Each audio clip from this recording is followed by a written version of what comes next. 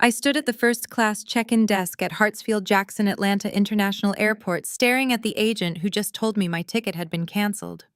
My entire family stood a few feet away laughing and preparing to board a flight to the Maldives without me. They did not even look back.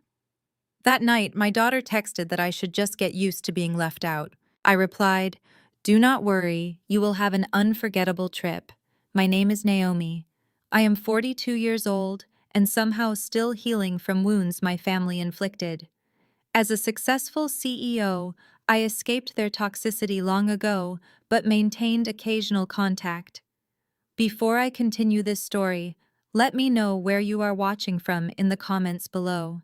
Hit like and subscribe if you have ever had to stand up to family who underestimated your worth." The marble floors of the international terminal hummed with the usual morning rush. I had arrived early, my garment bag packed for the 2-week luxury retreat to the Maldives. This was supposed to be the ultimate celebration for my parents' 40th wedding anniversary. My brother-in-law, Darren, had loudly taken credit for organizing this entire first-class experience. I handed my passport to the attendant expecting the usual swift processing. Instead, her manicured fingers hovered over the keyboard, her brow furrowed. "I am sorry, miss," she said, her voice dropping to that hushed professional tone that always signals a problem. "Your reservation was modified last night. The passenger name was changed. You are no longer on this flight." I blinked confused. "That is impossible. I am traveling with my family, the VIP group reservation under Darren Vance." I pointed toward the private seating area where my family was enjoying complimentary champagne. The agent tapped her screen again. "I see the group reservation, but your specific ticket was reassigned to a Terrence Vance." I felt a sudden chill. Terrence was my ex-husband. We had divorced 5 years ago after he drained my savings and walked out when I was supposedly a failure. I turned around to wave down my sister, but I did not have to. My mother, Vivian, was already walking toward me. At 65, she looked like she had stepped off the cover of a high society magazine. Her hair was perfectly styled, her designer silk suit immaculate. She walked with the fierce, untouchable pride of a woman obsessed with maintaining her image in the local black elite circles. And walking right beside her, wearing a smug smile and a tailored linen suit, was Terrence. "Mom," I said, trying to keep my voice low, "the agent is saying my ticket was given to Terrence. There must be a mistake." "There is no mistake, Naomi," my mother said. Her voice was ice-cold, carrying perfectly over the ambient noise of the terminal. "Darren handled the booking modifications last night. Terrence will be joining us in the Maldives instead of you." I stared at her, the words taking a moment to fully register. "You canceled my ticket to bring my ex-husband on our family vacation." Vivian adjusted her diamond bracelet, not breaking eye contact. "Let us be honest here, Naomi. We are celebrating 40 years of marriage. We are taking family portraits for the country club newsletter. We represent a certain standard of black excellence. Terrence is a successful corporate consultant.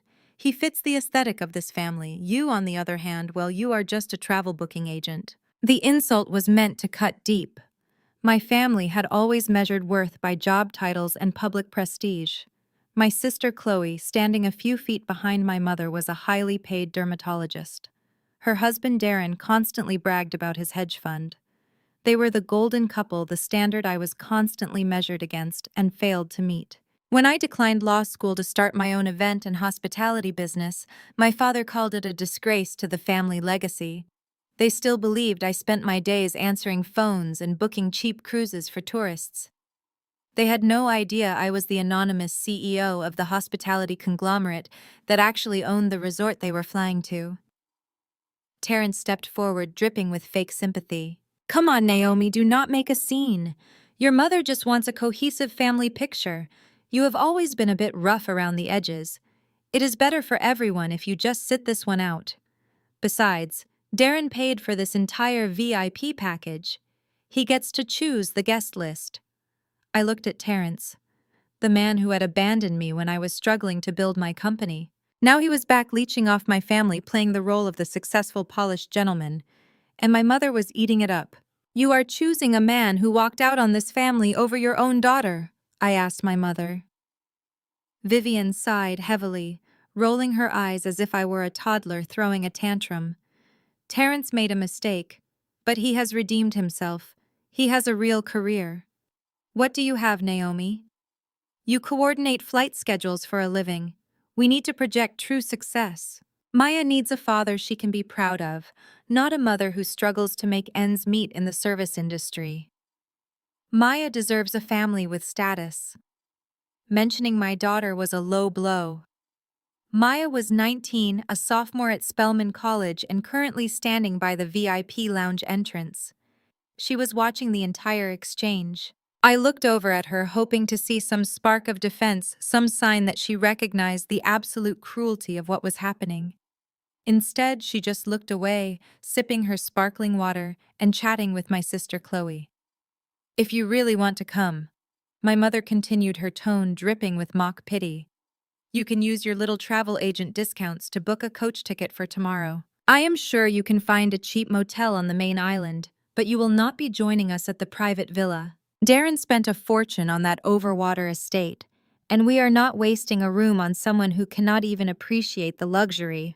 My sister Chloe finally walked over, her designer heels clicking sharply against the floor.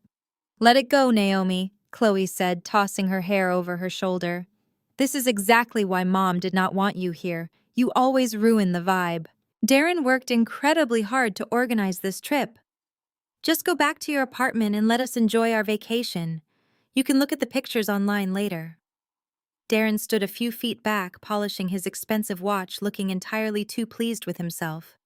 He loved playing the role of the wealthy benefactor. He loved holding money over my head. I knew the truth about his struggling hedge fund, but I kept my mouth tightly shut. I had learned a long time ago that my family did not value truth. They only valued the illusion of wealth and power. My father Richard finally approached the group. He was a retired judge, a man who demanded absolute respect and obedience. He had spent his entire career commanding courtrooms, and he treated our family the same way. What is the delay? He demanded, looking at my mother. Our flight boards in 20 minutes. No delay, Richard. My mother smiled, instantly softening her demeanor. Naomi was just leaving. She understands that this trip is for the core family. Richard looked at me. His eyes were hard, devoid of any paternal warmth. He looked at me the same way he looked at criminals in his courtroom. You have always been a disappointment, Naomi, he said flatly. We gave you every opportunity to succeed. We paid for the best schools. We offered to pay for law school. You chose to throw it all away to answer phones for a living. I will not have you embarrassing us in front of the other guests at the resort. Go home right now and stay there. For a brief second, I wanted to scream. I wanted to buy and sell Darren 10 times over. I wanted to pull out my bank statements and shove them in Terrence's face. But I stopped myself. The CEO in me, the woman who had built an empire from absolutely nothing, recognized a perfect tactical advantage. If I exposed myself now, they would instantly try to manipulate my wealth for their own gain. Have a safe flight, I said. My voice was completely steady. I looked at my mother, my father, my sister, and the man who had broken my heart. I am glad you are finally acting like an adult. Come along now, Terrence. Let us go enjoy the lounge before we board. I walked away and I smiled because I knew what came next. Before I could take a few steps toward the main concourse, I heard the click of heels behind me. I turned slowly. It was Maya, my 19-year-old daughter, the girl I raised single-handedly after Terrence emptied our bank accounts and vanished into the night. She was wearing a perfectly tailored linen sundress, carrying a designer tote bag I certainly had not bought for her. She paused just outside the VIP security lane. Terrence stood a few feet away, watching us with a satisfied gleam in his eye. He extended his arm, and without hesitation, Maya stepped back and linked her arm through his. The gesture was deliberate. It was a physical alignment with the man who had bought her loyalty with superficial charm over the mother who had given her everything. Mom, please do not make a scene, Maya said. Her voice was flat, devoid of the warmth we used to share. People are looking, and this is embarrassing enough already. I looked at the arm she had intertwined with her father. Maya, you are choosing to go on a trip with the man who left us with nothing, I asked, keeping my tone completely even. Maya sighed, shifting her weight. That was a long time ago, Mom. Dad has changed. He is successful now. He has connections. Uncle Darren spent a fortune putting this entire VIP package together for Grandma and Grandpa. You have to understand how things look. You showing up complaining about your ticket, talking about your travel agent job, it just brings a mediocre vibe to the whole experience. We are staying at a $15,000 a night overwater villa. Your aesthetic just does not match the luxury Darren paid for. It would ruin the trip for everyone. The words hit me square in the chest. A mediocre vibe. My aesthetic does not match. I had sacrificed sleep, social lives, and my own youth to ensure she never felt the sting of poverty after Terrence left. I made sure she had the best tutors, the best clothes, and the pristine resume needed to get into Spelman College. I wanted her surrounded by Black excellence. I wanted her to be uplifted by a sisterhood of strong, educated women. Instead, she had absorbed the toxic superficiality of my parents and my sister. She equated excellence with designer bags and VIP lounges rather than integrity and hard work.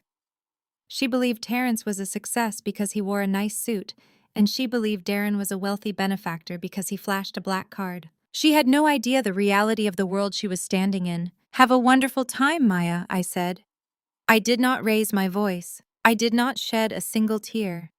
I just looked at her with the calm certainty of a woman who knows exactly how the game is played. "I hope the aesthetic meets your standards." Terrence patted her hand. "Let us go, princess. The private lounge is waiting." Maya gave me one last dismissive glance, turned her back, and walked through the security gates with her father. They handed their boarding passes to the attendant, laughing at some private joke. My mother, my father, Chloe, Darren, Terrence, and my own daughter. They all walked away. Not a single one of them looked back.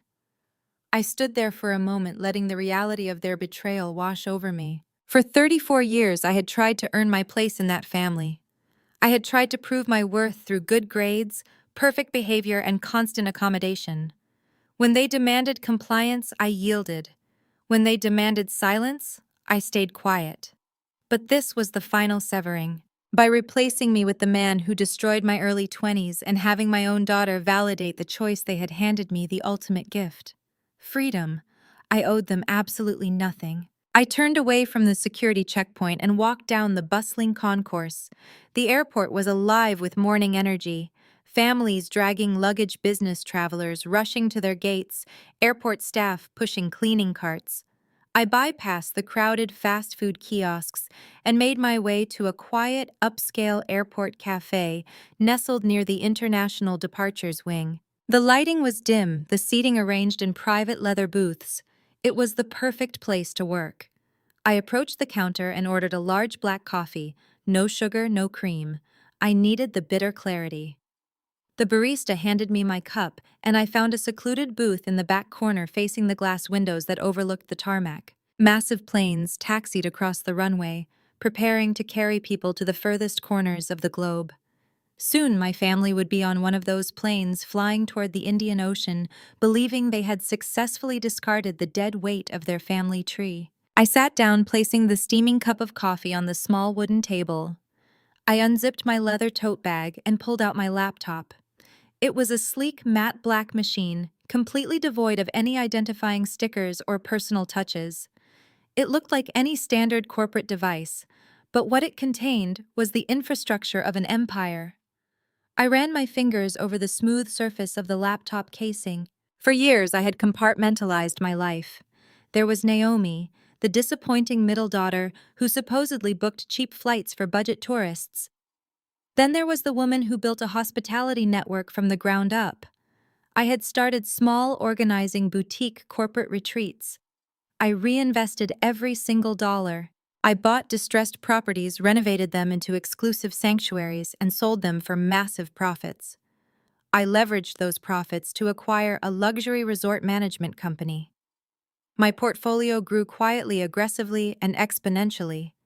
I hired front-facing executives to handle the public relations, while I remained the anonymous majority shareholder. I pulled the strings from the shadows. My family, blinded by their obsession with public status, never thought to look beneath the surface. They needed to see their names in country club newsletters. I only needed to see my numbers multiply in offshore accounts.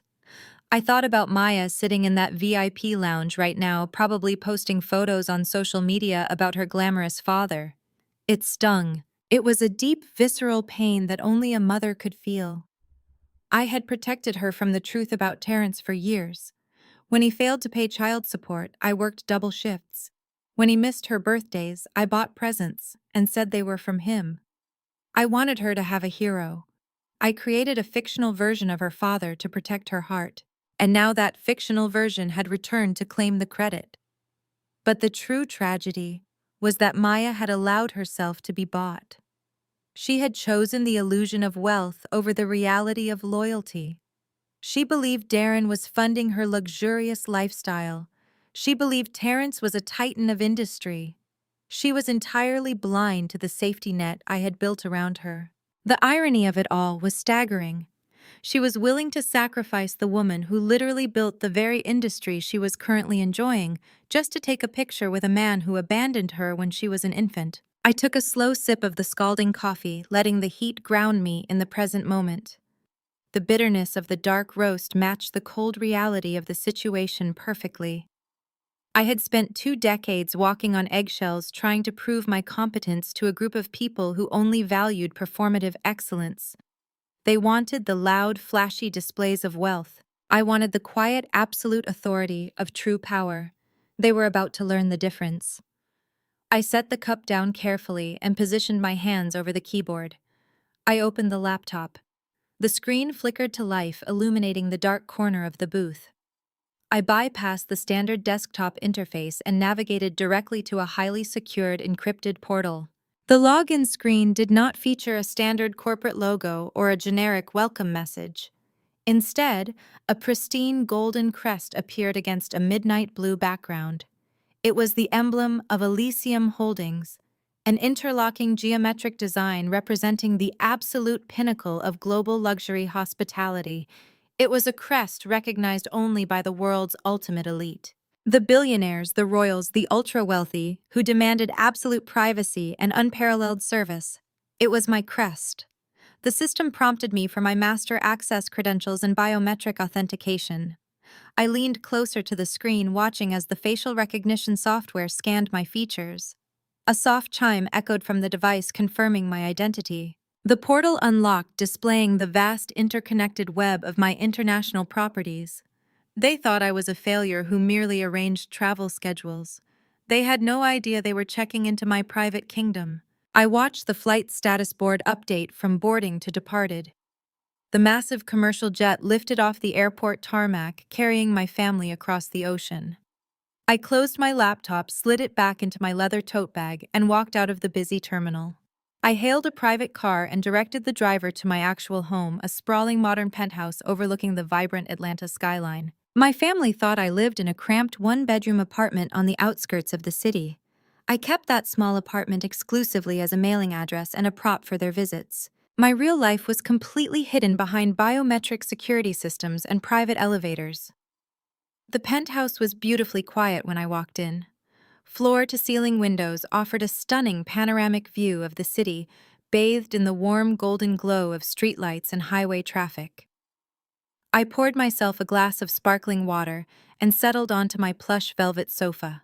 The absolute silence of the penthouse was a stark contrast to the chaotic humiliation at the airport check-in desk. Hours passed in peace. I reviewed quarterly earnings reports from my luxury resorts in Aspen and Kyoto. I efficiently approved a multi-million-dollar acquisition of a boutique hotel chain in the Swiss Alps. I worked with the cold, calculating precision that had made me a billionaire by the age of 40. Just past midnight, my personal cell phone vibrated loudly on the glass coffee table. The screen illuminated the dark living room. It was a text message from Maya. They were currently on their scheduled layover in Dubai, enjoying the first-class airline lounges before the final leg of their journey to the Maldives. I picked up the phone expecting a late apology. Perhaps the long international flight had given my daughter enough time to reflect on the cruelty of her actions. Perhaps seeing Terrence revel in his completely unearned luxury had triggered a rare moment of moral clarity. I unlocked the screen and read the incoming message carefully. Mom, please do not be bitter. Uncle Darren worked hard for this VVIP trip. Get used to being left out. Dad just fits our family legacy better. We will send pictures. I stared at the glowing words in absolute silence. My own flesh and blood, the child I had protected and provided for, had fully internalized the toxic social venom of my parents. She was not apologizing. She was deliberately twisting the knife. She actually believed Darren was the brilliant architect of this incredible experience.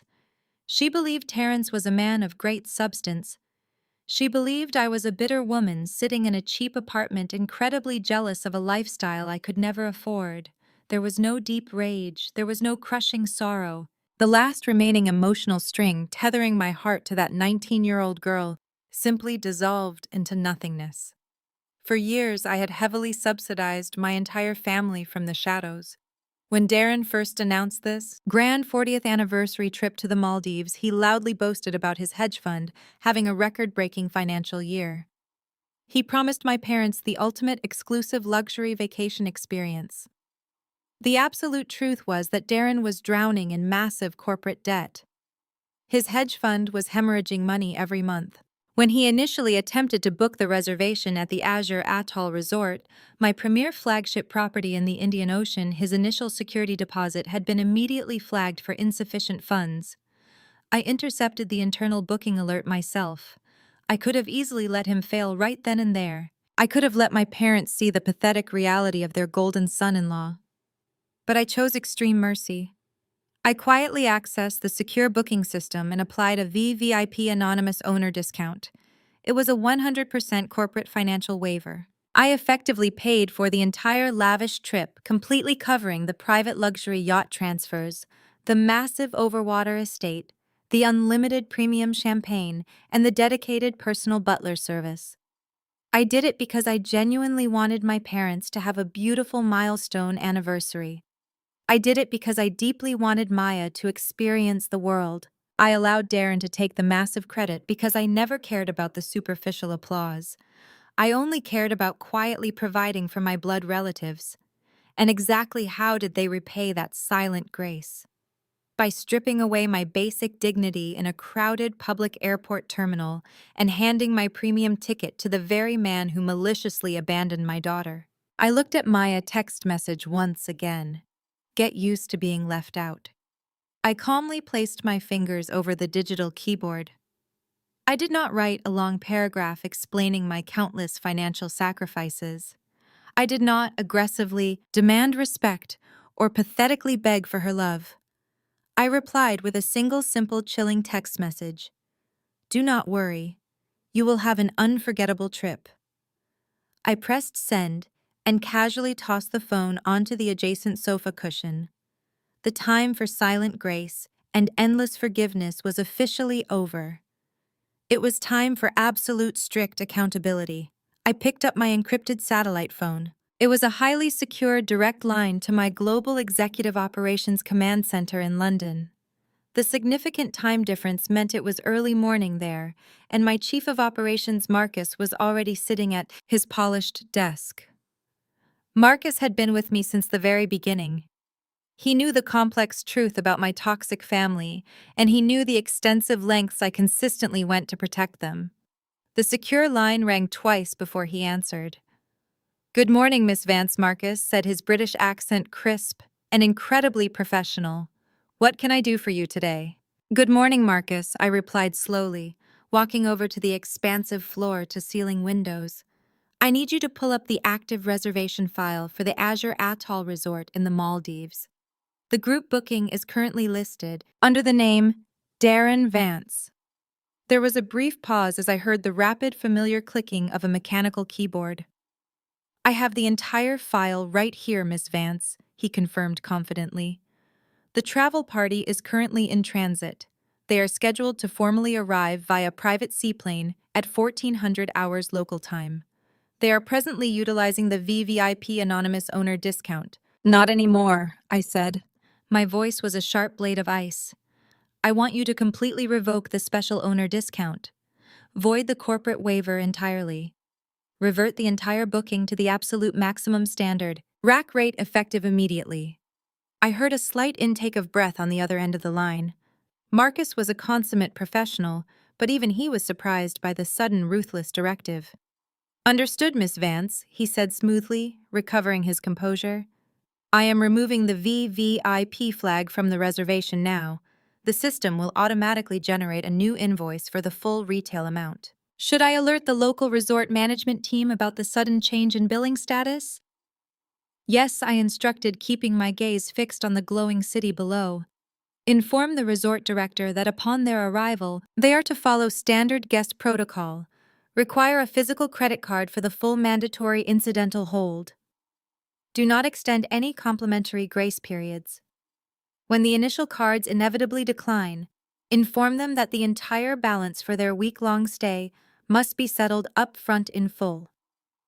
If they cannot provide immediate adequate payment, they are not permitted past the arrival lobby. You are to treat them exactly like any other walk-in customer who lacks sufficient travel funds.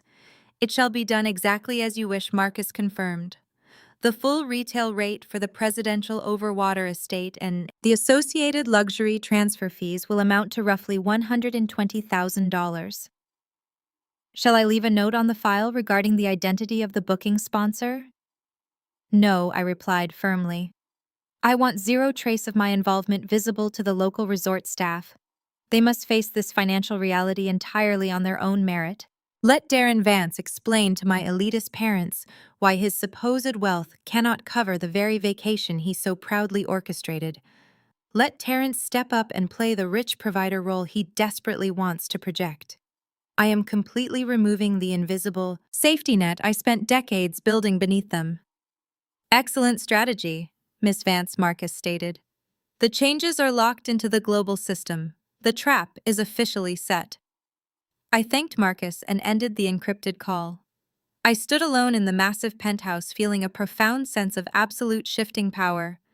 The narrative had fundamentally changed. I was no longer the rejected, pathetic daughter weeping over a lost family vacation. I was a brilliant, calculating CEO tightening a snare around a group of ungrateful, arrogant frauds.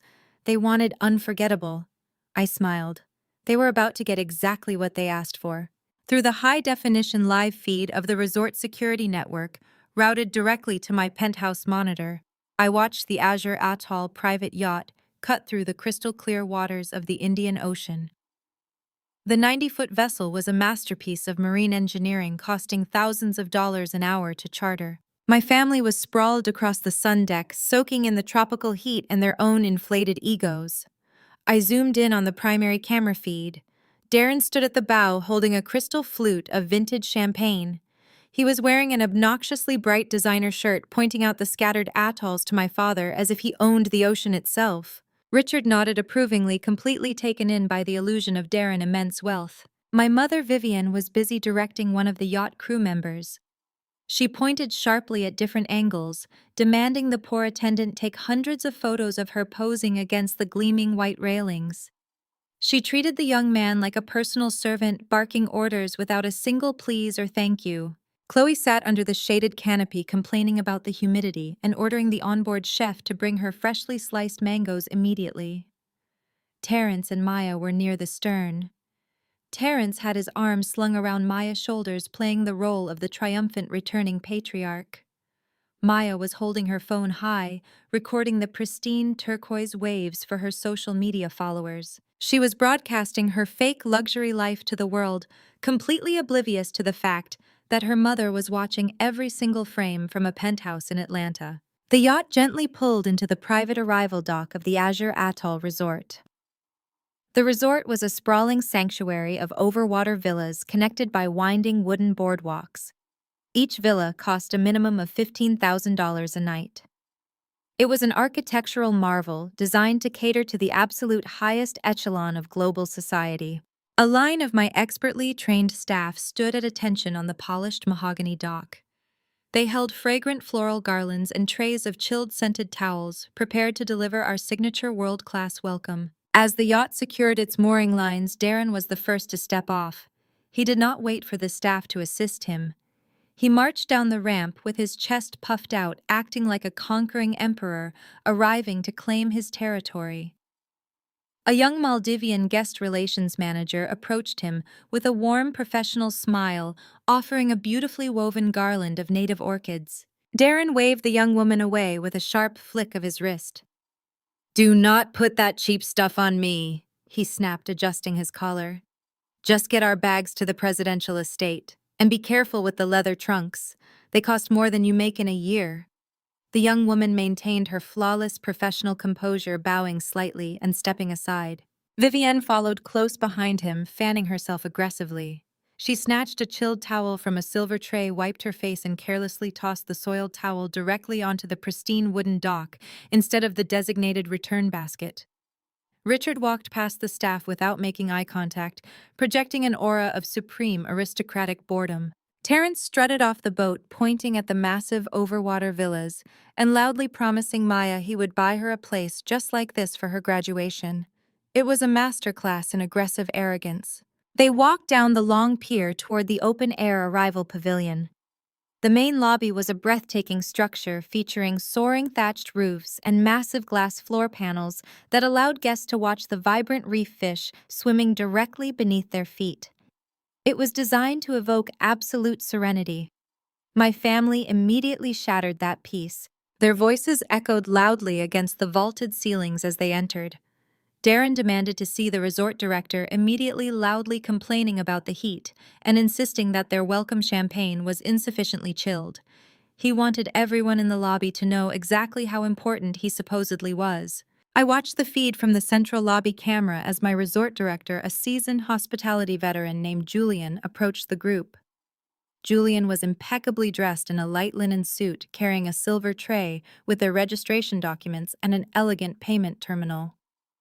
"Welcome to the Azure Atoll," Julian said, his voice smooth and incredibly polite. "We are delighted to host the Vance family for this special anniversary celebration. Your overwater estate is currently being prepped for your arrival. We just need to handle a brief administrative matter before we escort you to your villa." Darren scoffed, leaning heavily against the polished reception desk. "What administrative matter? I booked the VIP package. Everything is supposed to be taken care of. I am not standing here filling out forms like some budget tourist." Julian smiled, maintaining eye contact. "Of course, Mr. Vance. We simply require a physical credit card for the mandatory incidental hold. It is a standard procedure for all our guests to cover any spa treatments, private excursions, or vintage wine selections outside your primary booking. Just a routine authorization." Darren chuckled loudly, looking back at Richard and Terence to make sure they were watching his display of financial dominance. He reached into his designer pocketbook and pulled out a heavy metal black card. He tossed it onto the glass counter with a loud clatter. "Put whatever you need on there," he boasted, "and keep the bar fully stocked. We are not checking price tags on this trip." Julian picked up the heavy card and inserted it into the sleek wireless terminal. The machine processed the chip. The digital display flashed. A sharp, piercing beep echoed through the quiet lobby. Julian looked down at the screen. His expression remained entirely neutral. "I apologize, Mr. Vance," Julian said softly. "It appears this card has been declined." Darren's smile instantly vanished. He snatched the card from the terminal, his face flushing a deep shade of crimson. "Declined. That is impossible.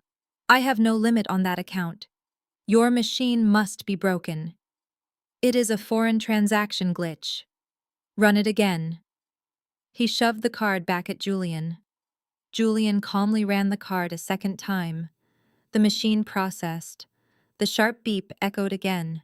Declined. Vivienne gasped, clutching her pearls.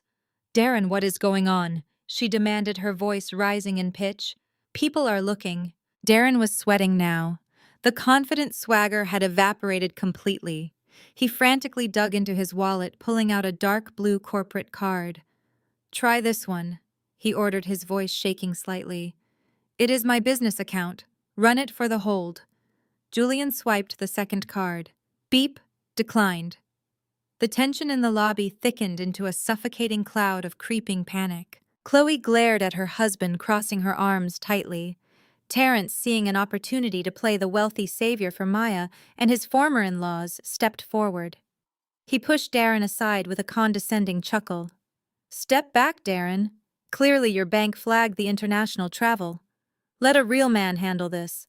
I will cover the incidentals for the family." Terrence dramatically pulled a shiny platinum card from his money clip and handed it to Julian. "Swipe it, my good man," Terrence commanded. Julian processed the platinum card. Beep. Declined. Terrence's jaw dropped. He stared at the machine as if it had insulted him personally. "Run it again," he stammered. Julian set the terminal down on the desk and folded his hands. "I am afraid all 3 methods of payment have been firmly rejected by your financial institutions, gentlemen." The atmosphere instantly shifted from arrogant celebration to absolute, unadulterated horror. They were stranded in paradise, and the bill was about to come due. "I must also inform you that the 100% corporate financial waiver previously applied to this booking has been officially voided," Julian added smoothly. "The Global Executive Board has rescinded the offer. You are currently classified as standard walk-in guests. Therefore, we require immediate settlement for the full rack rate of the presidential overwater estate starting today. The total amount due before we can release the villa keys is exactly $120,000. Darren tugged at his brightly colored designer collar, suddenly gasping for air. "We do not have that, Chloe," he choked out. "The hedge fund is bleeding money. We are down 40% this quarter alone. I stole a discount code from Naomi to pay for this trip." Chloe reeled back, her mouth falling open. "You fraudulently booked a $100,000 vacation." My father staggered backward, clutching his chest, staring at his golden son-in-law with utter absolute disgust now. Maya stared at her father, her expression crumbling from adoration to confusion. "Dad," she pleaded, pulling on his sleeve. "You said you had connections." Terrence pulled his arm away. "I cannot do it, Maya. I do not have it." The realization hit Maya like a physical blow. Julian signaled with a subtle nod. 4 burly security guards dressed in crisp white uniforms materialized from the corridors. "Time is up," Julian announced smoothly. "Gentlemen, please escort these individuals back to the seaplane. Have a safe journey home." I smiled, taking a sip of sparkling water as the screen faded out completely. I set my empty glass on the marble coaster and stood up. The live feed had served its purpose. I had witnessed the exact moment their delusions shattered, but I knew the ensuing fallout would require a different kind of attention. I gathered my leather tote bag and rode the private elevator down to the subterranean garage. My driver, Winston, was already standing at attention beside the gleaming black Maybach. The heavy armored door closed with a reassuring thud, sealing me inside a quiet sanctuary of supple leather and ambient lighting. We pulled out into the cool Atlanta evening. The city glowed around me, a sprawling network of ambition and commerce. I leaned back into the heated massage seats, letting the gentle hum of the engine soothe my muscles. I knew the call was coming. It was only a matter of time before panic overrode their immense pride. My personal cell phone vibrated violently against the polished wood console. The caller identification displayed my mother name. Vivian was calling. She did not wait for the 5th ring. She called again immediately, then a 3rd time. I let the phone rattle against the wood, enjoying the frantic urgency behind the relentless ringing. On the 4th attempt, I finally tapped the green icon and brought the phone to my ear. I did not offer a greeting. I just waited. The background noise on the line was chaotic. I could hear Darren arguing loudly with someone in the distance, likely the security guards who were actively corralling them toward the exit. Chloe was sobbing loudly. "Naomi," my mother barked. Her voice was shrill, echoing with indignity rather than panic. "You need to call your office right this second. There is a massive system error at this resort. They are claiming Darren cards are declined and they are threatening to throw us out on the street. It is completely humiliating. You need to use your customer service connections and fix this glitch immediately." I stared out the tinted window of the Maybach, watching the city lights blur into streaks of gold and red. There was no apology. There was no reflection on her vicious behavior at the airport just hours earlier. She was demanding that the daughter she had publicly discarded step up and shield them from the consequences of their own fraudulent choices. She wanted me to call a manager and grovel to save her precious vacation. She still believed I was nothing but a low-level travel agent. "I am afraid I cannot help you, Vivian," I said. My voice was perfectly flat, devoid of any emotional attachment. I intentionally used her first name. I no longer handle travel bookings for people who are not family. The line went dead silent for 2 seconds. The chaotic background noise of the Maldivian lobby seemed to amplify in the sudden void. "What did you just call me?" she snapped, her voice trembling with rising hysteria. "I am your mother. You will fix this instantly. Darren is highly respected. This is a massive mistake. Darren is deeply in debt," I corrected calmly. "His hedge fund is a failing charade. He tried to book a $100,000 vacation on a maxed-out credit line hoping to impress you. The only reason he even secured that reservation was because I applied a corporate waiver to the account. I paid for your luxurious trip, Vivienne. And the moment you handed my ticket to Terrence and turned your back on me, I revoked that waiver. There is no glitch. You are experiencing reality." I could hear her breath hitch. The realization hit her with the force of a freight train. "You," she gasped, "you did this to us. You canceled the reservation. You stranded us here. You stranded yourselves," I replied. "I simply removed the invisible safety net I spent decades building for this ungrateful family. I suggest you ask your brilliant son-in-law how he plans to get you home. Or perhaps Terrence can use his vast wealth to charter a flight." I heard a sudden scuffle on the other end of the line. My mother yelped in surprise. A heavy hand had clearly snatched the phone from her grasp. "Naomi, listen to me right now," Terrence bellowed. His deep voice boomed through the speaker, dripping with aggressive faux alpha dominance. He was trying to exert control, trying to play the tough patriarch in front of his former in-laws. "I am not playing these petty little games with you. You are going to call whoever you need to call and authorize this stay. Do you understand me? You are embarrassing Maya." I let out a slow, measured breath. Terrence, the man who had vanished when Maya was 3 years old, leaving me to work double shifts just to buy groceries. The man who had reappeared only when it was convenient, stepping into the spotlight to claim the glory of a successful daughter he had absolutely no hand in raising. "Terrence," I said softly, "you have absolutely zero power here. You threw down a platinum card that declined in front of the entire resort staff. You exposed yourself as the broke fraud you have always been. You are not intimidating anyone." His breathing grew heavy and ragged. He was panicking because he knew his carefully constructed illusion was disintegrating. I heard him pacing rapidly away from the others. He lowered his voice, dropping the loud booming act and adopting a vicious, threatening sneer. "If you do not fix this right now, I will stop paying Maya tuition at Spelman," he growled. "I will cut her off completely. You will ruin your own daughter's future just because you are jealous of me. You better make this right, Naomi, or she loses her education." It was the ultimate hollow threat. It was the desperate flailing of a drowning man trying to pull someone else under. He truly believed he held the ultimate leverage.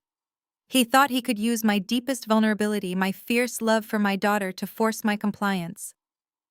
I leaned forward in the plush leather seat of the Maybach. The quiet luxury of the vehicle wrapped around me, grounding me in the truth of my own immense power. I did not raise my voice. I did not yell.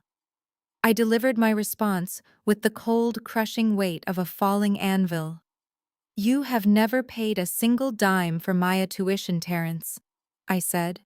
My words were precise and deadly. "You have never paid for her housing, her books, her clothes, or her food. You have never contributed to her college fund. You have never paid child support. You have never invested a single fraction of a penny into her future. You are a ghost who showed up for the photo opportunity." He tried to interrupt, but I cut him off sharply. "Do not speak. You will listen. I fully own the hospitality conglomerate that manages the Azure Atoll. I own the resort you are currently standing in. I own the private airline that flew you to the island.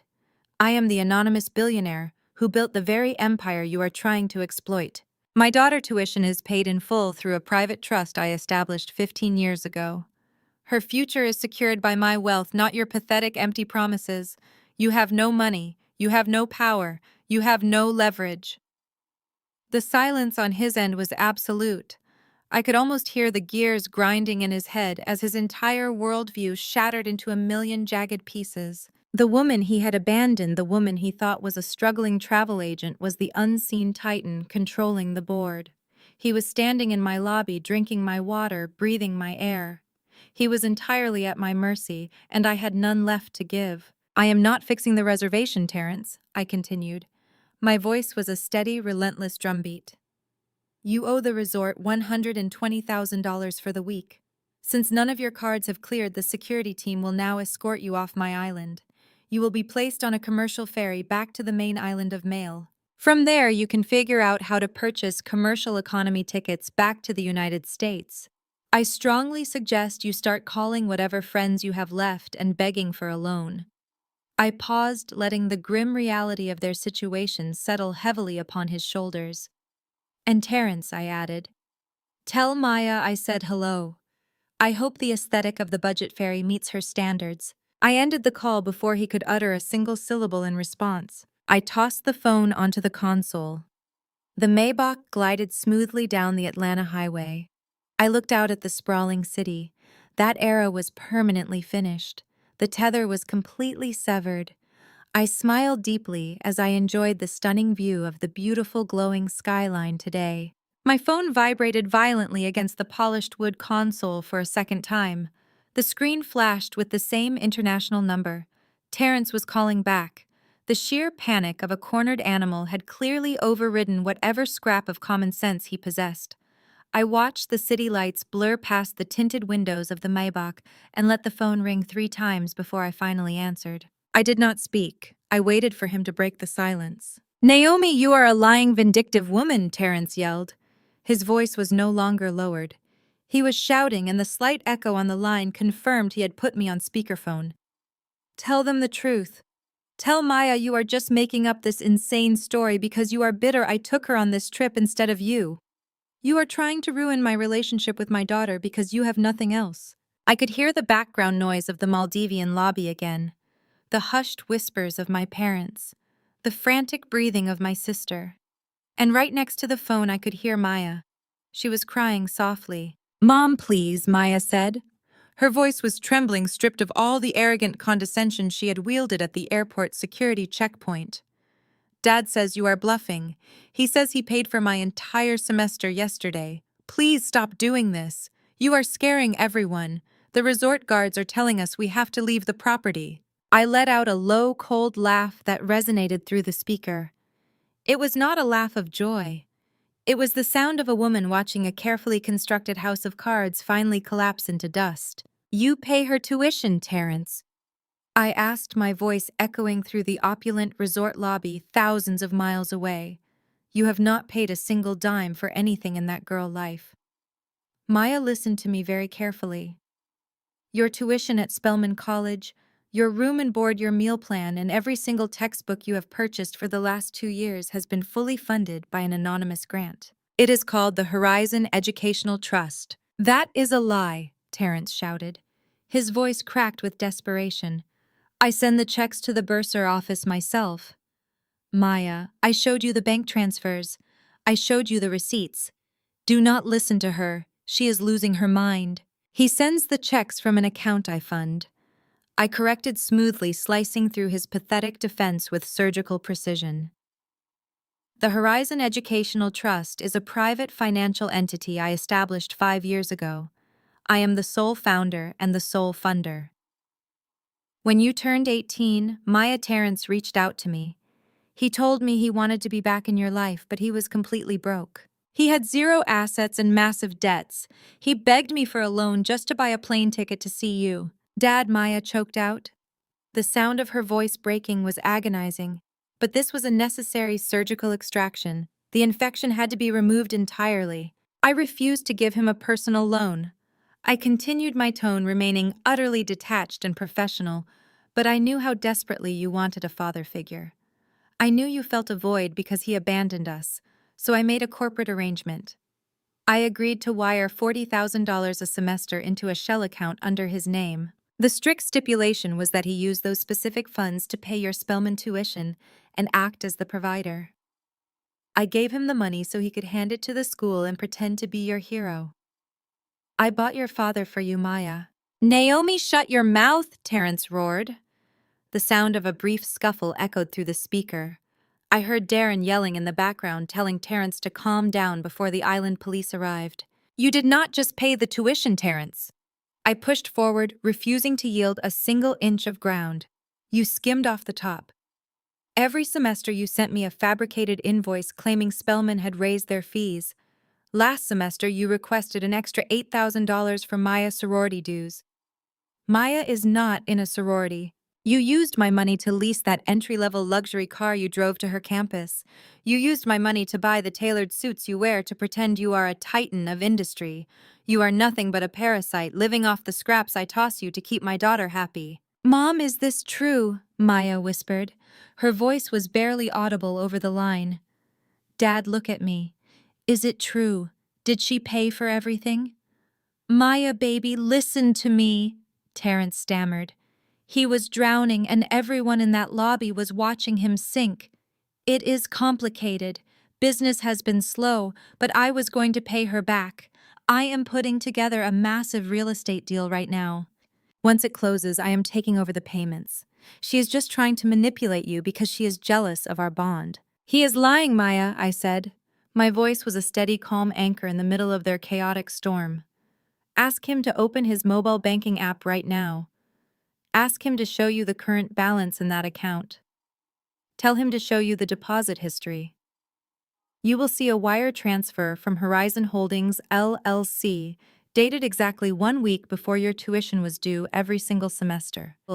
He cannot deny digital bank records. The silence that followed was heavy and absolute. I could picture the scene perfectly.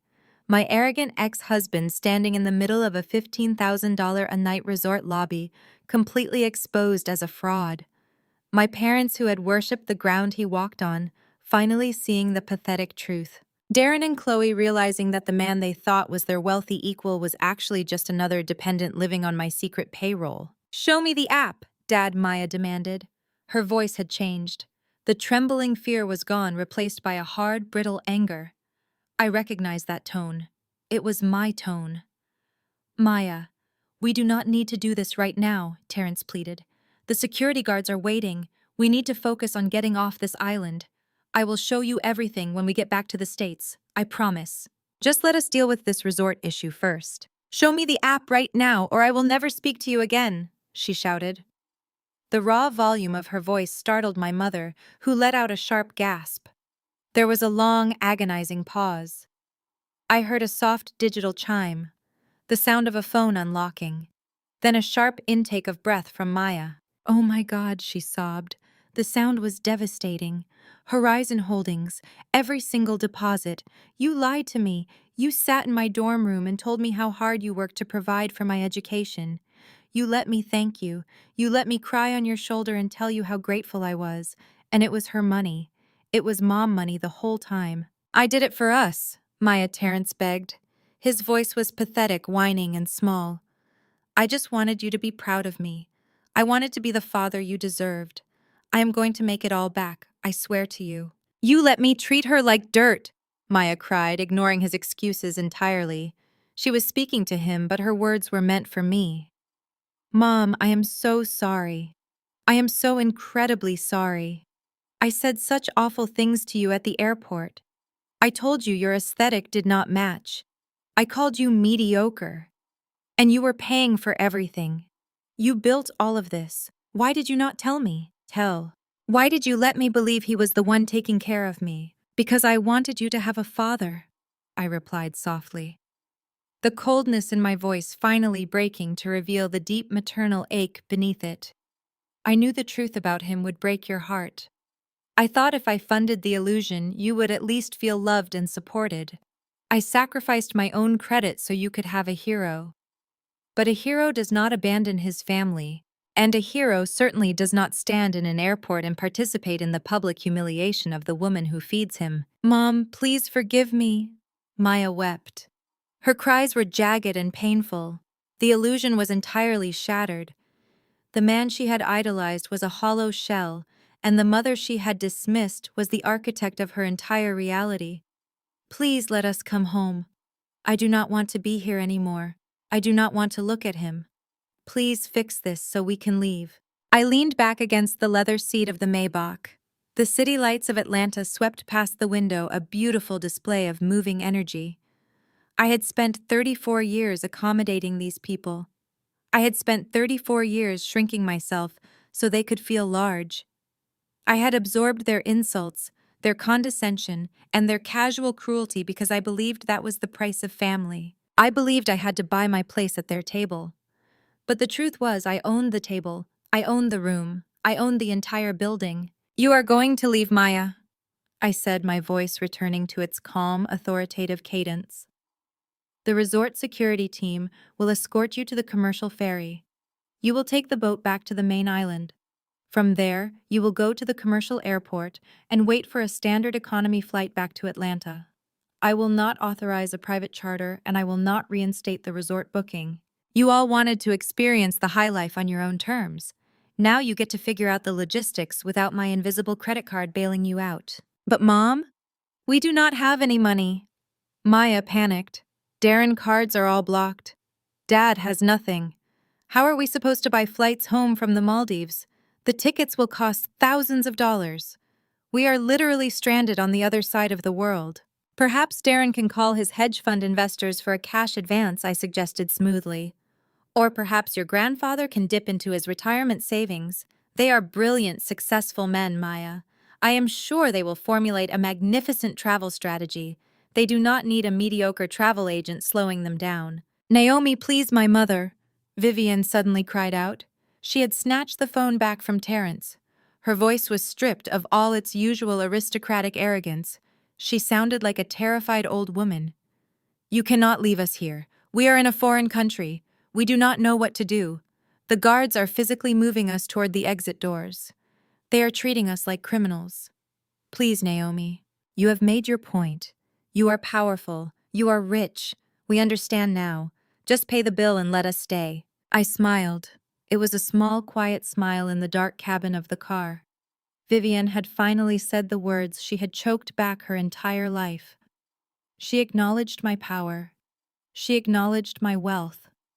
But it was far too late. The damage was done, and the consequences were fully in motion.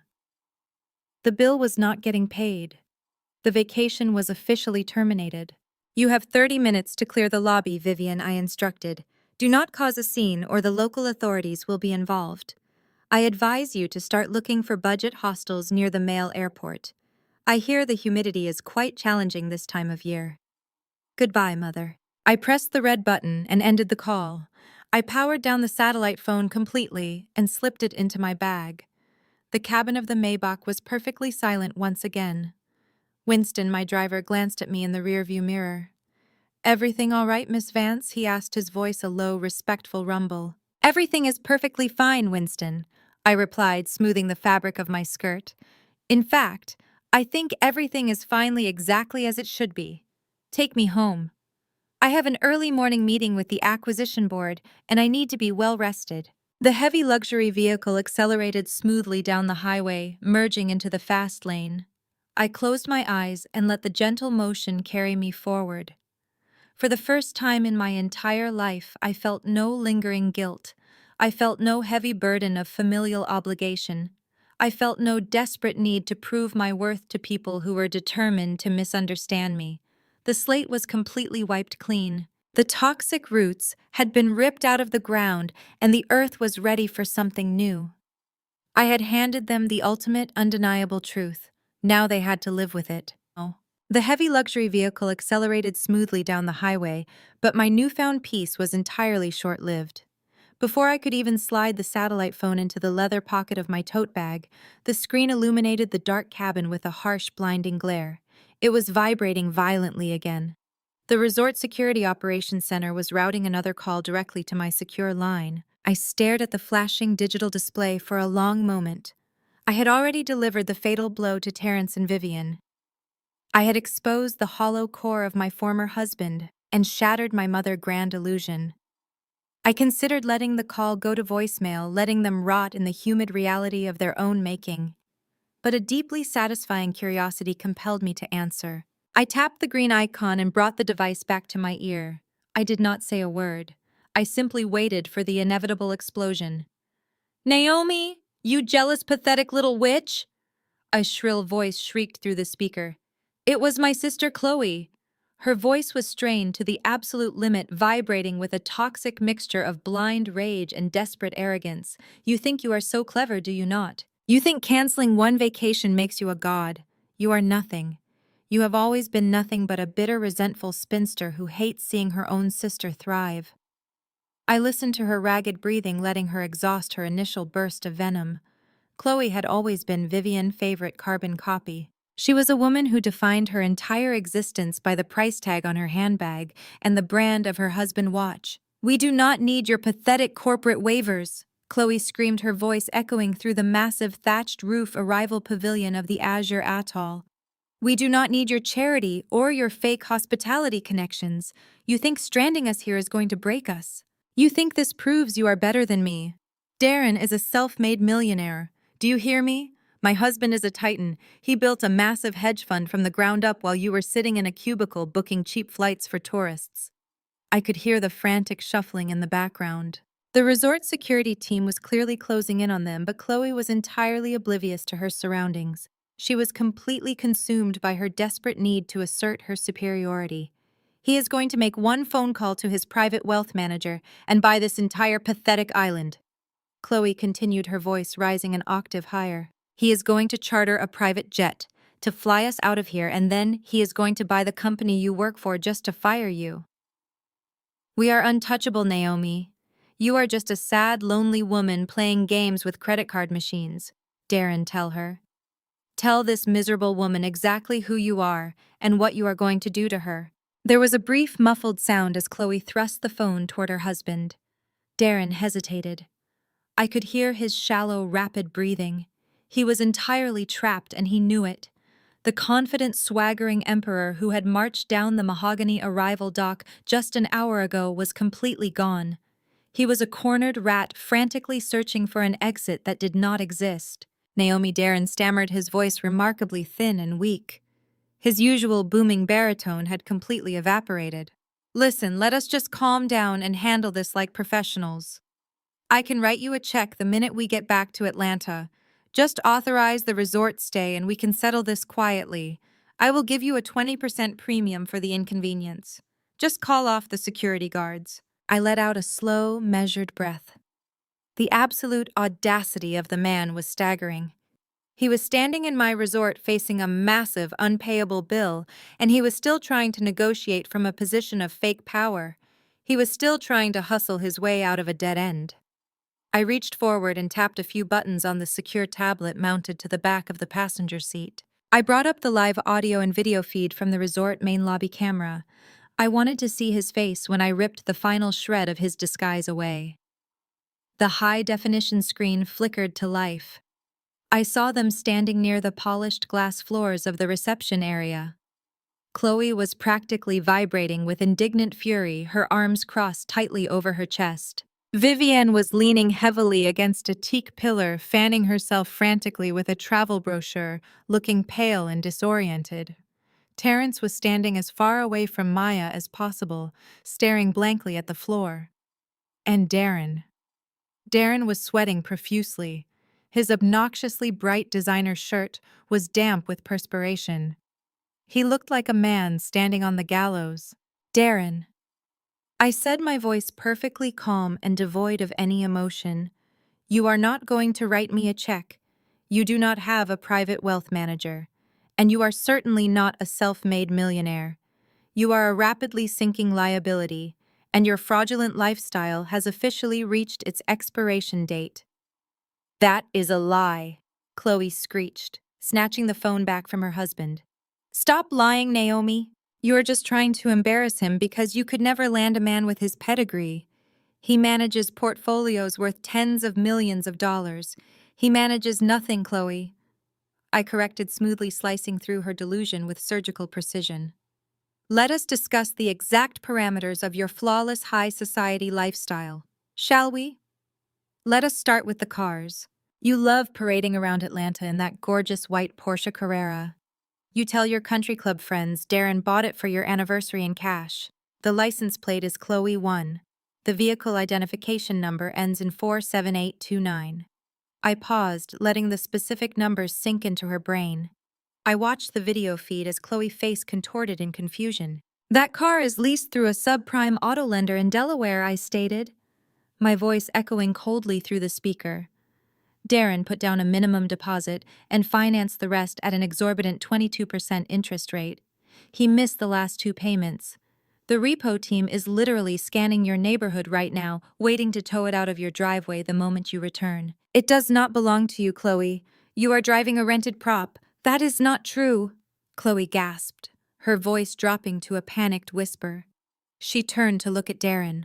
Her eyes were wide with sudden, terrifying doubt. Darren, tell her she is lying. Tell her we own the car. Darren avoided her gaze, staring intently at the lobby floor. He swallowed hard, his Adam apple bobbing visibly. Let us move on to his highly successful business. I continued, relentlessly refusing to give them a single second to recover. Darren leases a premium office suite in the Buckhead Financial District. 2,000 square feet of floor-to-ceiling glass mahogany desks and leather chairs. It looks incredibly impressive.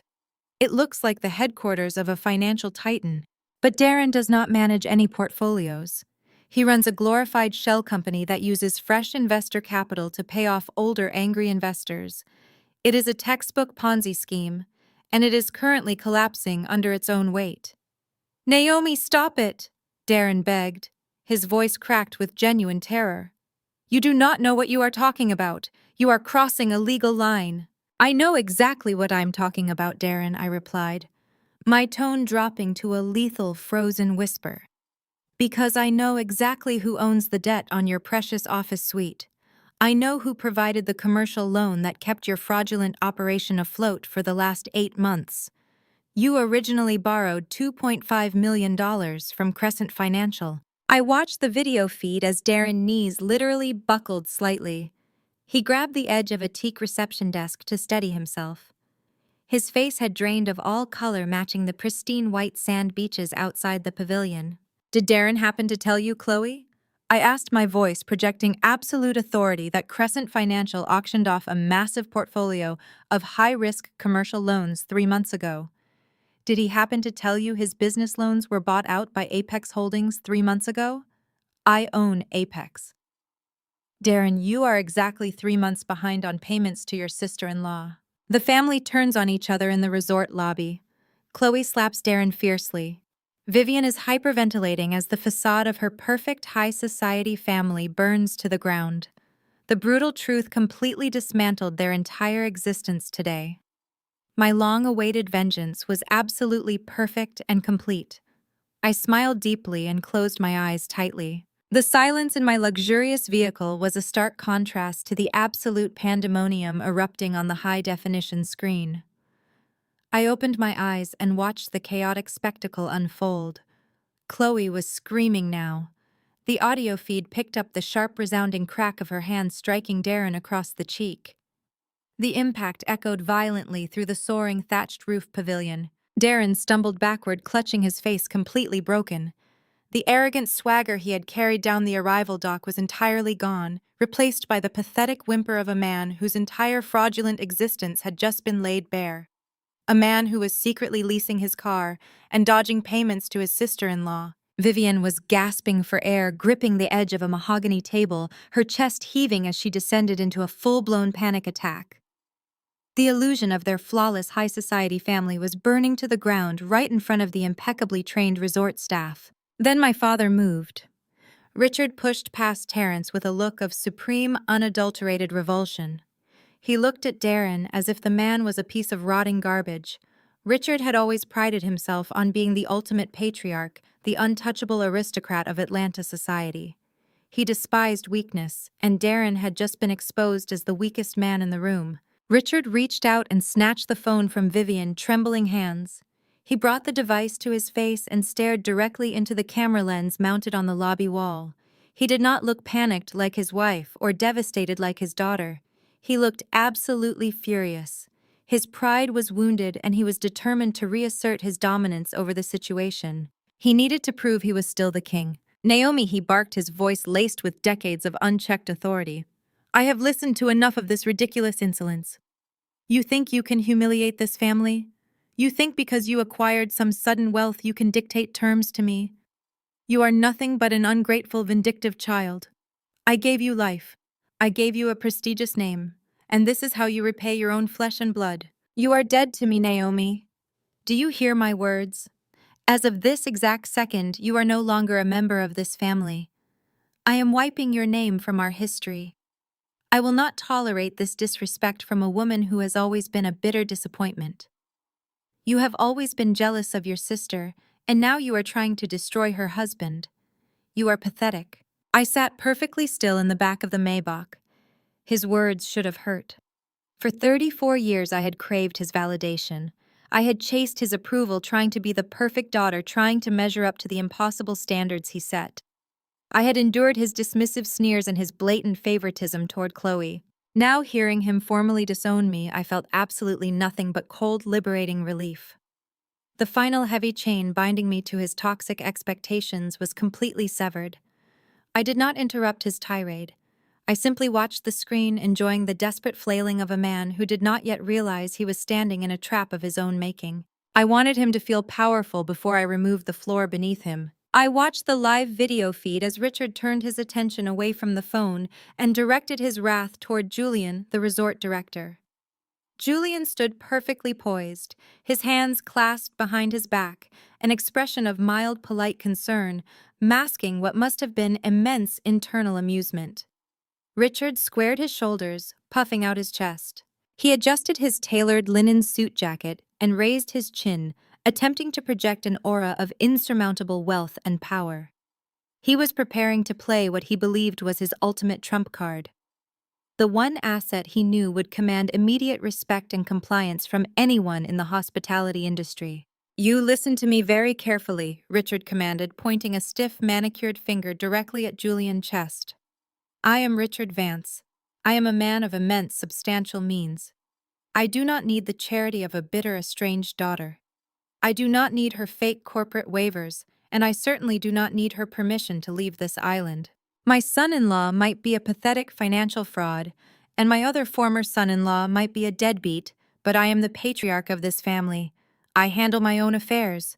I will not be subjected to this humiliating amateur theater for another second. You will treat me with the respect my stature demands. You are dealing with a man of true generational wealth. Richard stepped closer to the polished glass floor of the reception desk. He slapped his hand flat against the pristine counter. You want payment for this ridiculous overwater villa?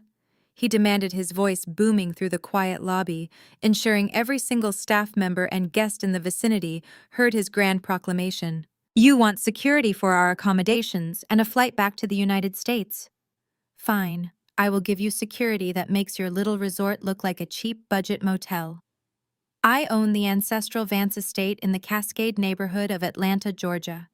It is a sprawling historic mansion sitting on 4 acres of prime real estate in the absolute most exclusive zip code in the state. It has been in my family for generations. The property alone is worth easily over $6 million. It is completely unencumbered and owned free and clear by me. It is a fortress of wealth. Richard was practically vibrating with arrogant triumph now. He truly believed he had outsmarted me. He believed his old money pedigree would shield him from the consequences of this epic disaster. He thought he could wave his real estate portfolio like a magic wand and make the entire nightmare disappear. I am officially authorizing you to put a lien on my estate right this second, Richard declared loudly. Draw up whatever legal paperwork you require. Place a hold on the deed to the Cascade Mansion. You can put a lien on the property for the $120,000 we supposedly owe for this week.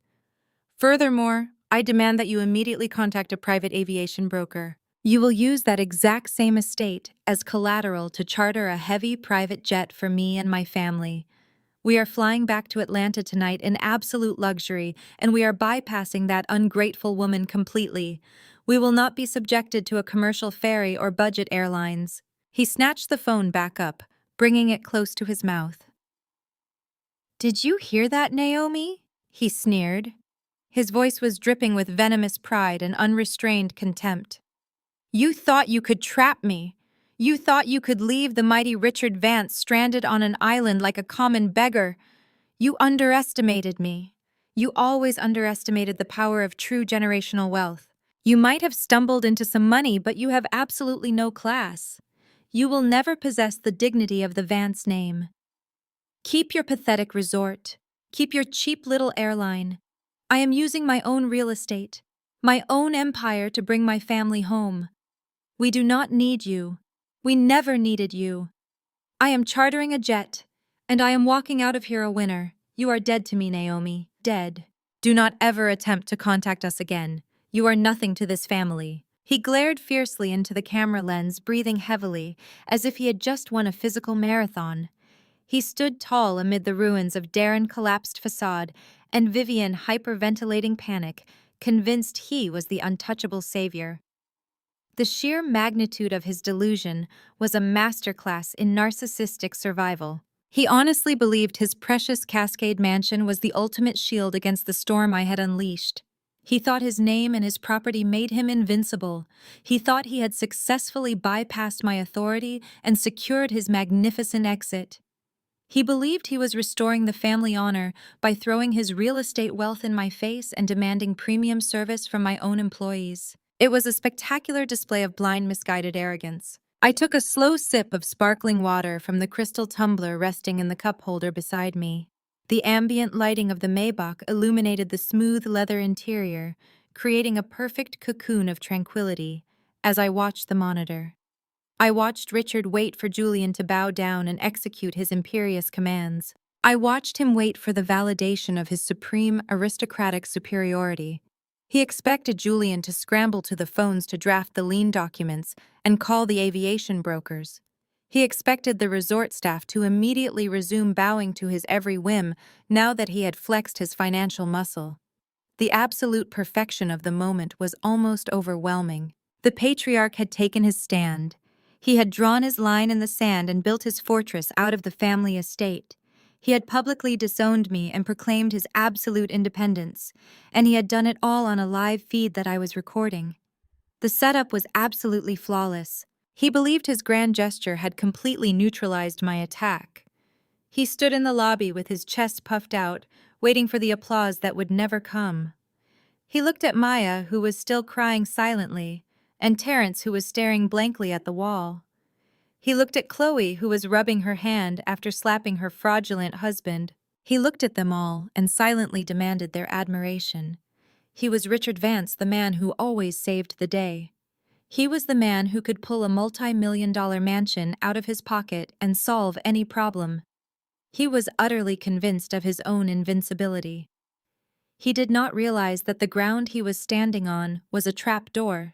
He did not realize that his precious ancestral home, the very foundation of his pride, was just another piece on the chessboard that I completely controlled. He had handed me the exact weapon I needed to finish him.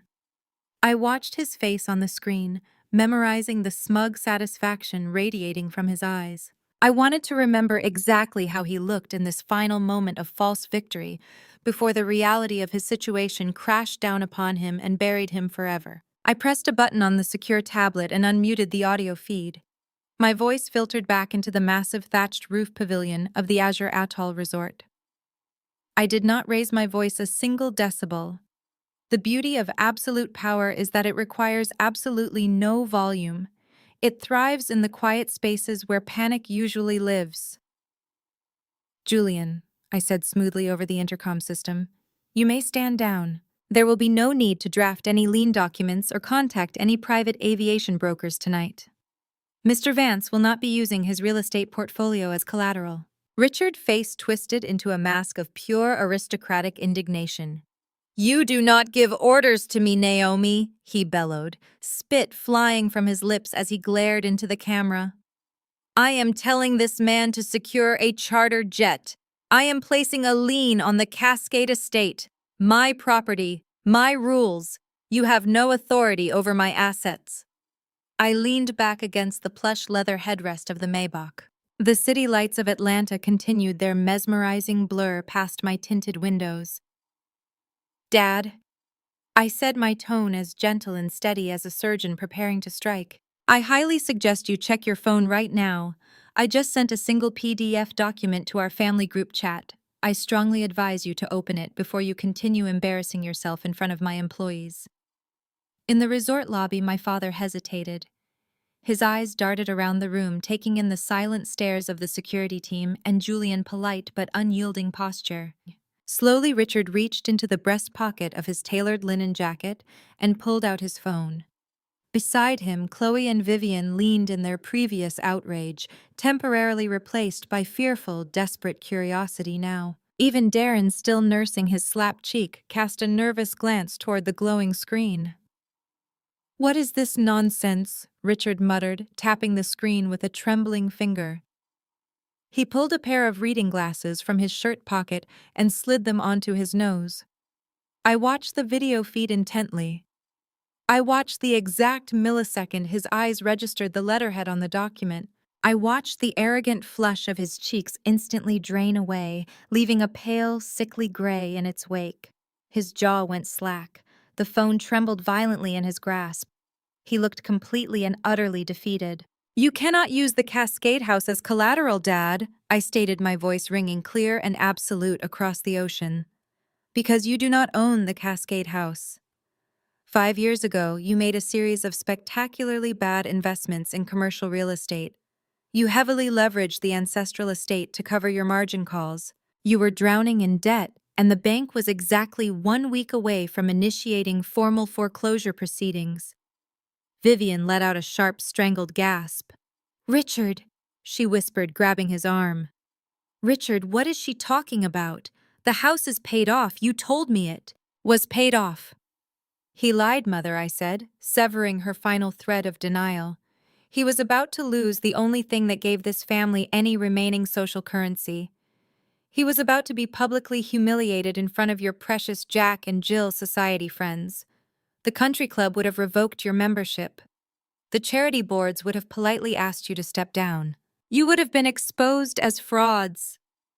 Richard stared at the phone screen, completely paralyzed. His mouth opened, but no sound came out. The mighty patriarch was rendered entirely mute by the cold truth. A private financial entity swooped in at the 11th hour and bought your debt. I continued, savoring the taste of every single word. They paid off the bank completely and saved you from public ruin. They offered you an incredibly generous restructuring plan that allowed you to remain in the mansion and pretend everything was perfectly fine. You signed the paperwork without asking any questions because you were too cowardly to face the consequences of your own financial incompetence. You, Richard choked out. The word barely scraped past his vocal cords. He looked up at the camera, his eyes wide. With a terrifying realization. It was you. I am that entity, Dad, I confirmed. I established the shell corporation that purchased your debt. I am the sole owner of the mortgage on the Cascade estate. I hold the deed. I own the land. I own the bricks. I own the roof over your head. I own the very ground you walk on. The silence in the resort lobby was absolute. It was the silence of a tomb. Chloe was staring at her father in sheer disbelief. The man she had worshipped was standing in front of her, completely emasculated now. But there is a specific clause in that contract you signed, Dad, I said, driving the final nail into his coffin. Section 4, paragraph 2. It clearly states that any attempt to leverage the property for secondary loans, lines of credit, or use the estate as collateral of any kind without the explicit written permission of the primary lien holder triggers a clause of immediate and irreversible default. Richard's knees gave out. He did not fall completely to the floor, but he sagged heavily against the reception desk. The phone slipped from his fingers and clattered onto the polished glass surface. He looked like a man who had just been handed a terminal diagnosis. You just stood in a crowded public lobby and explicitly attempted to use the Cascade estate as collateral for a private jet charter, I stated, my voice as cold and hard as a diamond. You gave verbal authorization to my resort director. You violated the core covenant of your mortgage agreement. And because I hold the mortgage, I am officially executing the default clause. Naomi, please, Vivian sobbed. The aristocratic veneer was completely gone. She was just a terrified older woman facing absolute utter ruin now. You cannot do this. That house is our home. It is our legacy. You cannot take our home away from us. It is not your home, Vivian, I corrected her. It is my property. You have simply been renting space in my world. For 34 years, you all treated me like I was a blemish on your perfect family portrait. You treated me like I was socially unfit. You mocked my career. You dismissed my ambitions. You told me I would never amount to anything while you paraded around in leased cars and mortgaged mansions pretending you were royalty. You demanded my respect while offering me absolutely nothing but your toxic condescension. I paused, letting the silence stretch out, allowing the gravity of their situation to completely crush their spirits. You do not own that house, Dad, I said, delivering the final, devastating verdict. I do, and as of this exact moment, you are officially in default. You have exactly 30 days to vacate the premises. 30 days, Richard whispered, staring blankly at the floor. His voice was hollow, stripped of all authority and pride. Where are we supposed to go? We have nowhere to go. I strongly suggest you utilize that brilliant financial acumen you are always boasting about, I replied smoothly. Perhaps Darren can use his imaginary hedge fund to buy you a nice condominium, or perhaps Chloe can sell her leased Porsche to cover your moving expenses. You are all brilliant, successful people. I am sure you will figure it out. Julian. I addressed the resort director again. Please escort my former guest to the service dock. Their commercial ferry departs in exactly 20 minutes. If they refuse to leave the premises or attempt to cause any further disturbance, you are authorized to involve local authorities. Understood, Miss Vance, Julian replied, bowing his head respectfully. He turned to the security guards and gave a brief nod. The guards moved forward, forming a tight circle around the devastated family. This is not over, Naomi, Chloe yelled, struggling against the guards as they began to usher her toward the exit. You will pay for this. You will rot in hell for what you have done to us. Goodbye, Chloe, I said, completely unfazed by her empty threats. Have a safe flight in economy. I hear the legroom is exceptionally tight this time of year. I reached out now and terminated the connection, cutting off the audio and video feed from the resort. The screen went black, reflecting my own calm, satisfied face. I had done it. I had completely dismantled the toxic infrastructure that had suffocated me for my entire life. I had ripped out the rotten roots and burned their fraudulent kingdom to the ground. Winston. My driver glanced at me in the rearview mirror again. Everything concluded successfully. Miss Vance, he asked, his voice a low, respectful rumble. Perfectly, Winston, I replied, leaning back against the leather seat and closing my eyes. Take me home immediately. The tires of the Maybach hummed against the asphalt. My secure tablet chimed softly on the leather seat beside me. It was a high-priority encrypted file from Julian. The subject line read, Incident Report and Detainment. I tapped the screen, opening the final chapter of my family grand Maldivian tragedy. The video feed picked up exactly where I had cut the live connection. The silence in the lobby had shattered into a million jagged pieces of panic. I watched Terrence. He was standing on the periphery of the screaming match. He was a parasite, and parasites possess a highly attuned survival instinct. He looked at Richard, who was slumped against the reception desk, clutching his chest. He looked at Darren, whose face was buried in his hands. He looked at Maya, who was sobbing uncontrollably into her palms. Terrence did not see family. He saw a sinking ship. He saw a complete absence of funds. He knew that the moment the local authorities arrived, his own shady financial past and his lack of a return ticket would land him in a Maldivian prison. He needed to disappear. The tropical heat of the open-air pavilion was clearly overwhelming Darren. In his panicked frenzy, my former brother-in-law had stripped off his custom-tailored linen jacket and tossed it carelessly onto a nearby brass luggage cart. Terrence's eyes locked onto that jacket. I watched as he slowly, casually edged his way toward the cart. The rest of the family was entirely consumed by their hysterical infighting. Chloe was screaming at her father for losing the estate.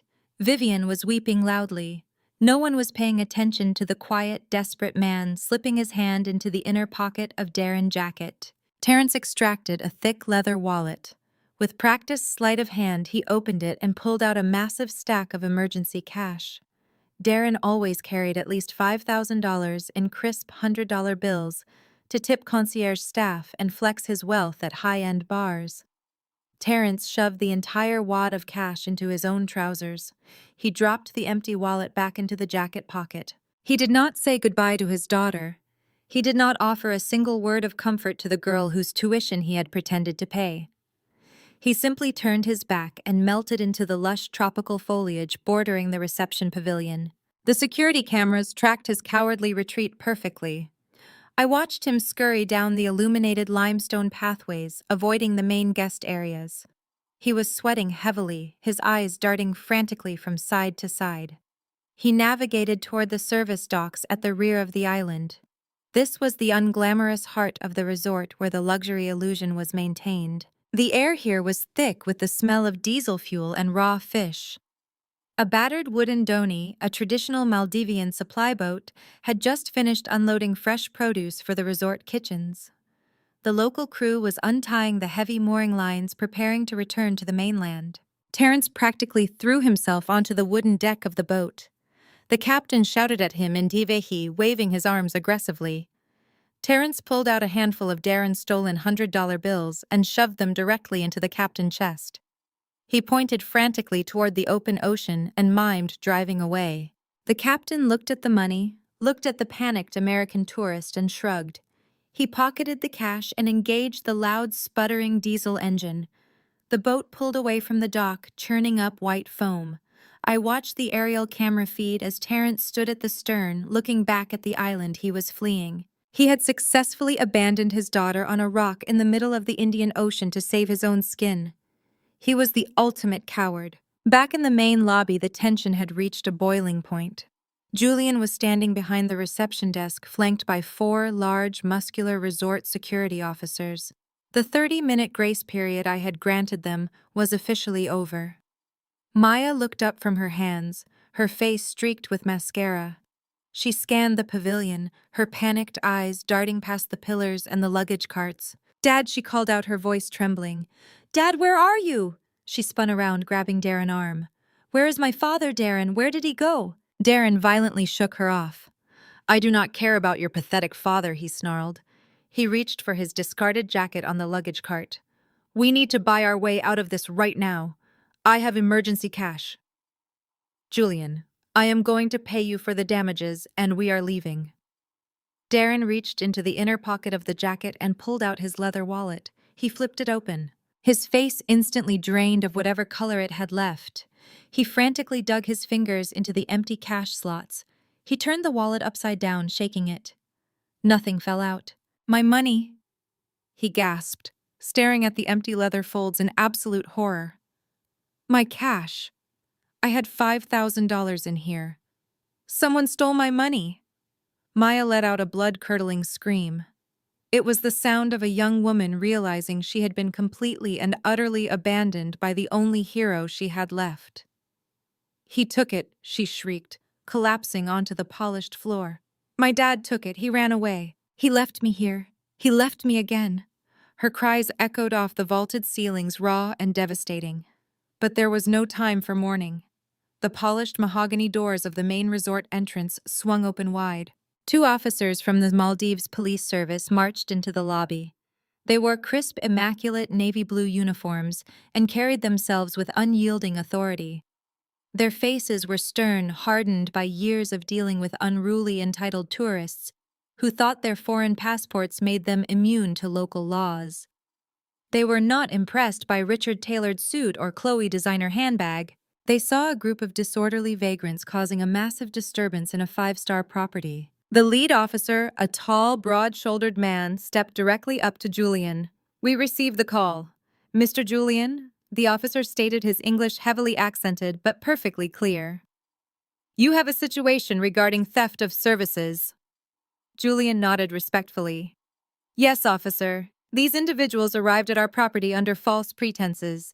Their primary payment methods were declined upon check-in. They have no authorized payment method on file, and they have refused to vacate the premises within the allotted time frame." Richard stepped forward instantly, trying to reassert his dominance. "Now listen here, officer," he boomed, pointing his finger aggressively. "There has been a massive misunderstanding. We are an extremely wealthy American family. We are not thieves. My daughter owns this resort, and she is playing a sick, twisted game with us. I demand you escort us to a private charter immediately. I will contact the American embassy and have your job for this." The Maldivian officer did not even blink. He looked at Richard's finger and then looked directly into Richard's eyes. "Put your hand down, sir," the officer commanded, his voice cracking like a whip. "You are in the Republic of Maldives. You are not in America. You have no authority here. You are currently trespassing on private property, and you are facing serious criminal charges. The resort director has filed a formal complaint." "What criminal charges?" Chloe shrieked, stepping forward to defend her father. "We just got here. We have not even seen our rooms yet. We have not stolen anything." Julian stepped out from behind the desk, holding a crisp white invoice.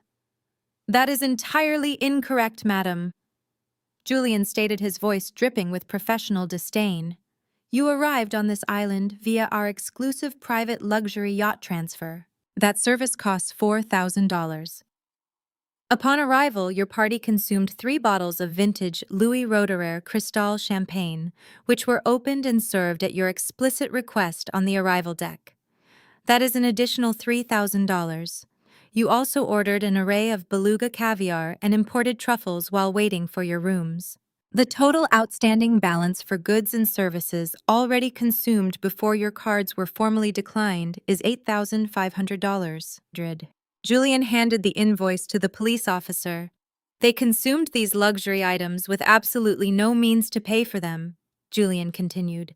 "When informed of their declined cards, they became belligerent, threatened our staff, and refused to leave. We consider this a deliberate theft of services." The officer reviewed the invoice and nodded sharply.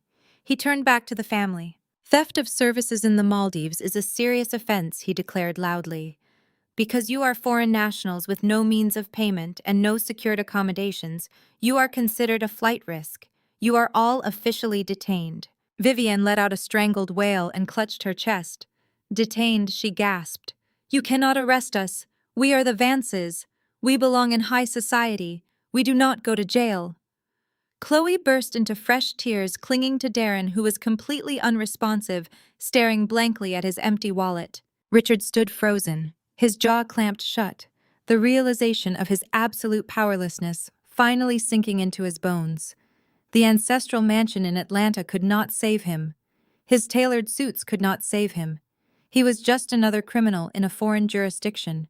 "Please hand over all passports and travel documents immediately," the second officer ordered, stepping forward and opening a large plastic evidence bag. "You will be escorted to the local holding facility on the mainland.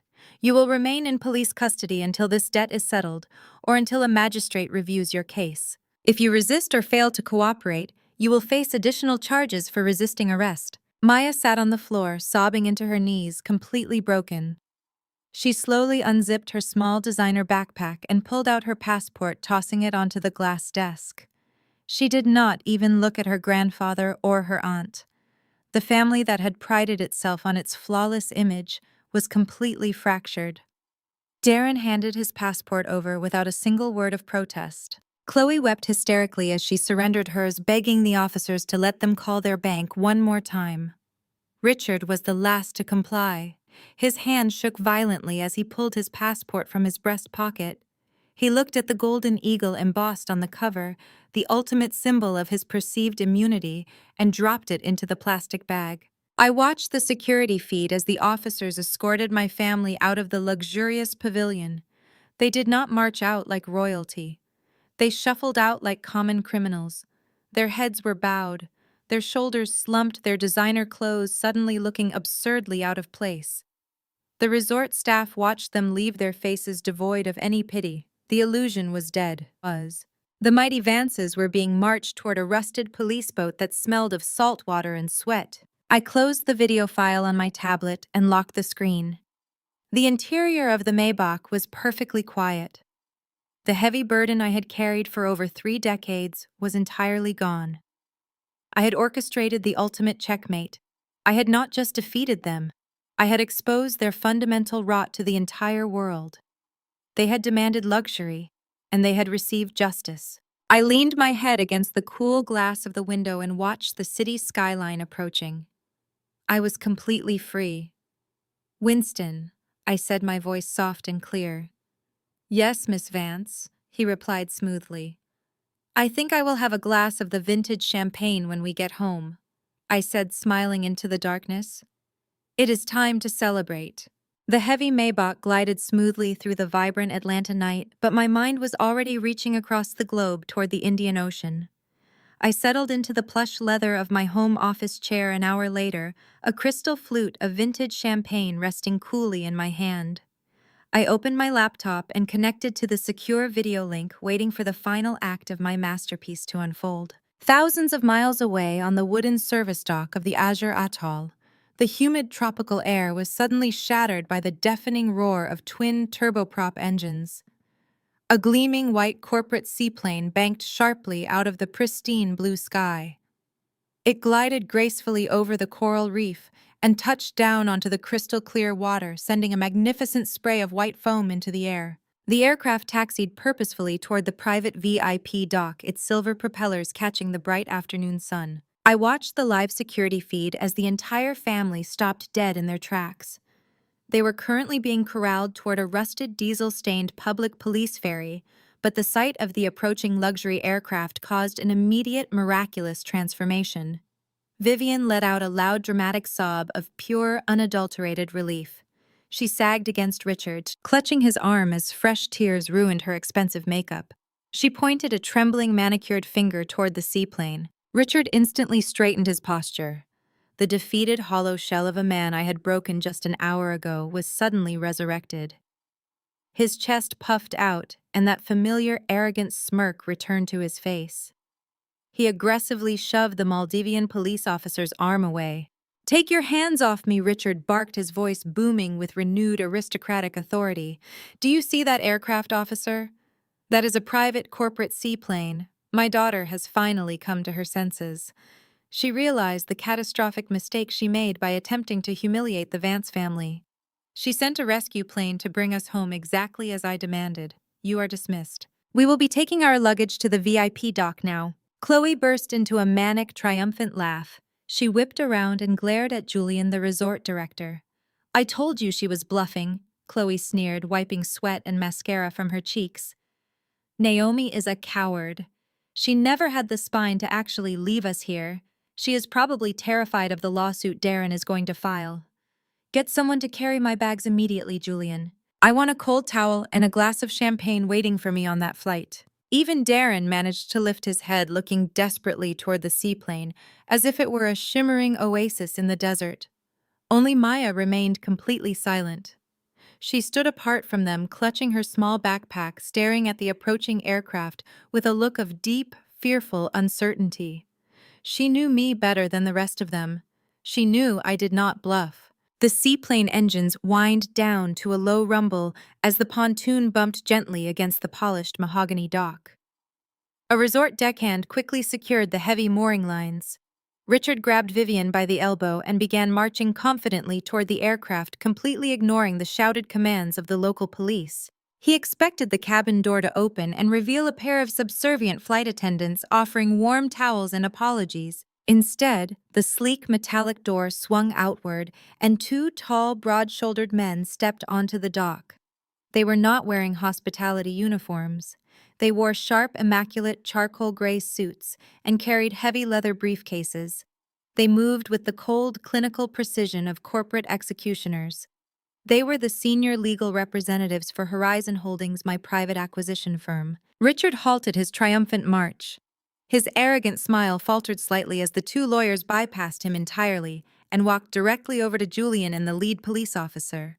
They exchanged brief nods and handed over a stack of officially stamped documents. "Excuse me," Richard demanded, stepping forward and clapping his hands together loudly. "I am Richard Vance. We are ready to board our aircraft. Tell the pilot to prepare for an immediate departure to the international terminal in Mail. We have a connecting flight to Atlanta to catch." The senior lawyer, a man named Harrison, turned to face my father. His expression was utterly devoid of emotion.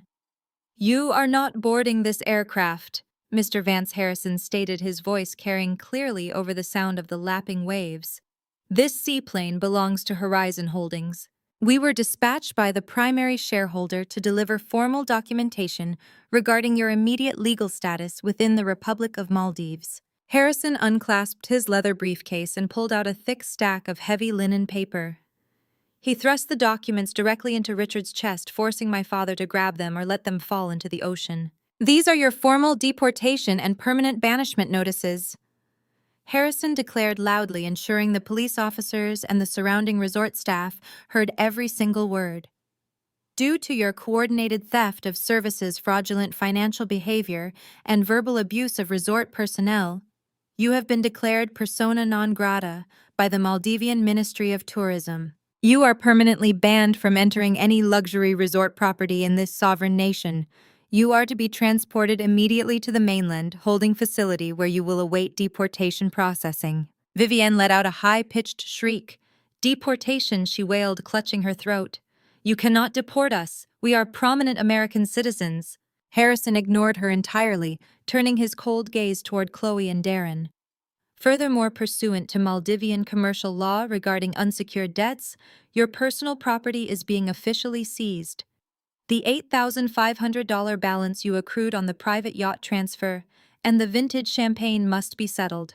Since your credit cards have been universally declined and your accounts are frozen, the resort is legally seizing your luggage as collateral." Chloe's eyes widened in absolute horror. She looked down at the massive pile of designer luggage sitting on the dock. There were 4 authentic Louis Vuitton trunks, 2 Hermes Birkin bags, and 3 Prada suitcases. "You cannot touch my bags," Chloe screamed, stepping in front of the luggage like a shield. "My Birkin alone is worth $30,000. You are stealing from us." "This is highway robbery." "It is asset forfeiture," Madam Harrison corrected smoothly. "Your luxury items will be held in a secure vault in Mal until your debt is paid in full via certified wire transfer. If the debt is not settled within 90 days, the items will be liquidated at auction to cover your outstanding balance. Officers, please secure the collateral." The 2 Maldivian police officers moved forward immediately. They did not hesitate. They grabbed the handles of the Louis Vuitton trunks and began hauling them away from the family. Chloe lunged forward, grabbing the strap of her precious Hermes bag. A police officer firmly slapped her hand away, warning her loudly in Divehi to step back or face physical restraint. Chloe fell to her knees on the wooden plank, sobbing hysterically as she watched her entire identity being wheeled away on a luggage cart. Darren stood completely paralyzed, offering zero assistance to his hysterical wife. He was already dead inside. Richard was shaking with a rage so profound he looked like he might suffer a stroke. He crumpled the deportation notices in his fist and glared at the lawyers. "Where is she?" Richard roared, spit flying from his mouth. "Where is that miserable, ungrateful daughter of mine? I demand to speak to Naomi right now. I will ruin her for this. I will burn her entire life to the ground." The second lawyer quietly reached into his briefcase and retrieved a large iPad Pro. He tapped the screen, unlocking the device, and handed it directly to Richard. My father snatched the tablet, looking down at the high-resolution display. I sat in my beautifully appointed office in Atlanta, staring right back at him through the camera lens. I took a slow, deliberate sip of my champagne. The crystal flute sparkled under the warm amber lighting of my desk lamp. "Hello, Dad," I said, my voice perfectly calm, radiating absolute control. "I hear the weather in the Maldives is quite sticky this time of year." Naomi Richard growled, his face turning a dangerous shade of crimson. "Stop this ridiculous charade right now. Call off your lawyers. Call off these police officers. Give us our luggage back and let us on that plane. You have made your point. Now fix this. I smiled. It was a cold, empty smile. I am not fixing anything, Dad, I replied smoothly. I am enforcing consequences. You spent your entire life believing your name shielded you from accountability. You thought you could bleed me dry and treat me like garbage because I was desperate for your love. You thought you could leverage my resort, my money, and my patience without ever paying the bill. The bill is finally due, and you are bankrupt. I watched Vivian squeeze her face into the frame.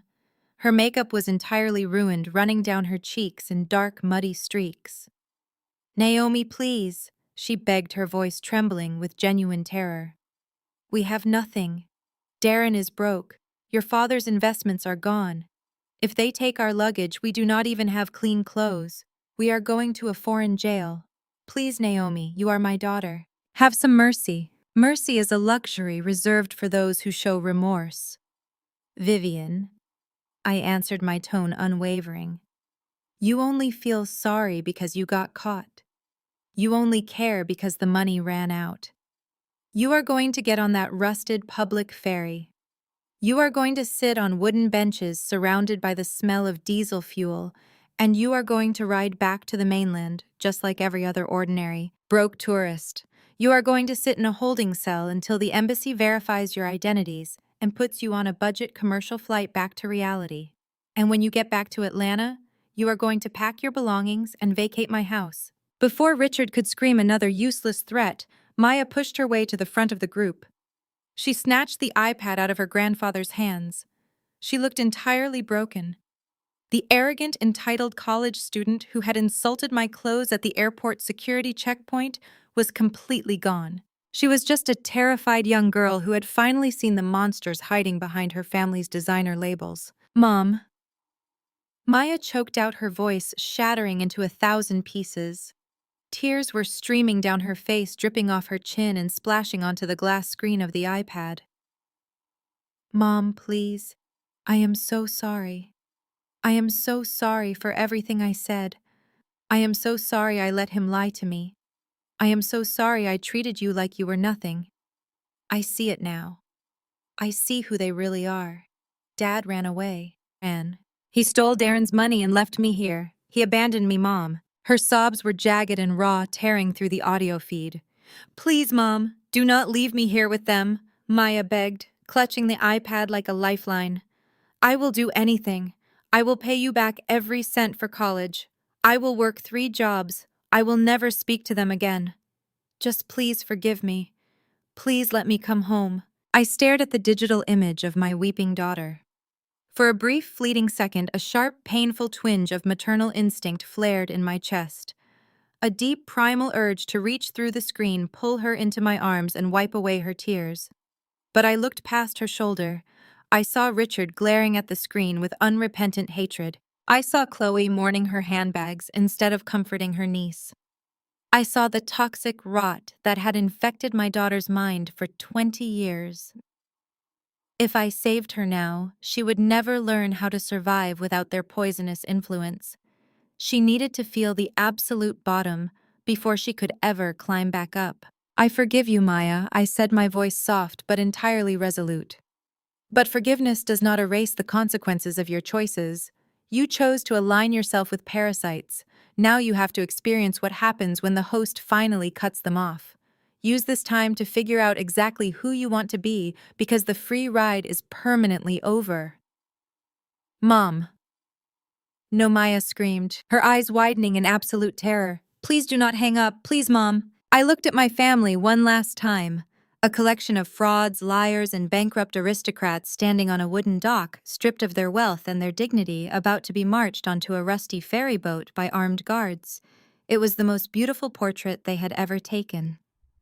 Goodbye, I said quietly. I calmly moved my finger over the trackpad and pressed the red button. The video call ended instantly. The screen went completely black. I closed the laptop, shutting it with a soft, definitive click. I leaned back in my chair, took a long, slow sip of my champagne, and let the absolute perfect silence of my empty house wash over me. The slate was wiped clean. The empire was mine. and the rest of my life was finally ready to begin. Exactly 1 month later, the brutal reality of their actions fully materialized in the sweltering Georgia heat. Their return to Atlanta was a humiliating march of utter disgrace. The local high society blogs had somehow gotten wind of the Maldivian disaster. Whispers of deportation and unpaid luxury bills spread like wildfire through the country club locker rooms and charity gala planning committees.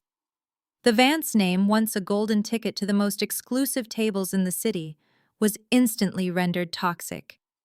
People who had eagerly kissed Vivian cheeks just weeks prior now crossed the street to avoid her. The final devastating blow fell exactly 30 days after our digital confrontation. I dispatched a team of bailiffs and private security to the Cascade estate. Richard and Vivian stood on the manicured front lawn, clutching their remaining meager possessions in garbage bags as the locks were changed. They were forced to relocate to a cramped apartment in an unremarkable suburb miles away from their former kingdom.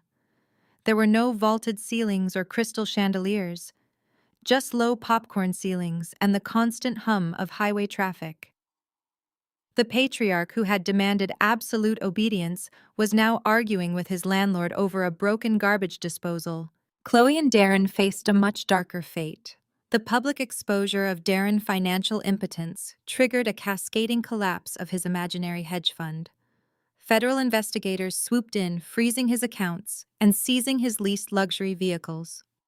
He was officially under investigation for wire fraud and embezzlement, facing years in federal prison. Chloe moved into her parents' cramped apartment, sleeping on a lumpy sofa bed stripped of her designer bags and her fraudulent pride.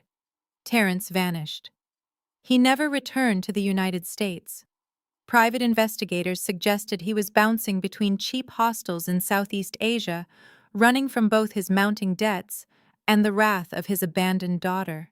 Maya experienced the most profound transformation of them all. The elite circles at Spelman College are notoriously unforgiving to those who lose their social currency. When the money dried up and the designer clothes were sold to cover her basic living expenses, the sycophantic friends who had constantly orbited her evaporated. She was forced to drop out of her exclusive sorority events and cancel her spring break plans. Cold reality finally crashed down upon her with the crushing weight of a concrete block. Instead of spending her afternoons lounging in campus cafes and critiquing the outfits of her peers, Maya found herself wearing a stained green apron. She secured a part-time job as a barista at a bustling coffee shop near campus. I hired private investigators to keep a distant eye on her, ensuring she was safe, but I never once intervened.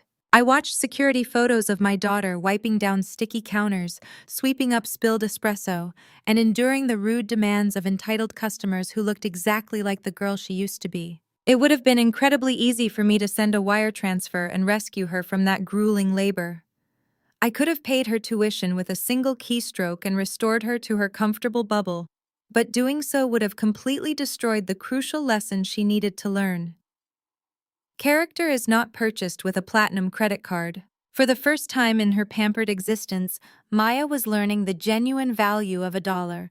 She was learning what real sacrifice looked like.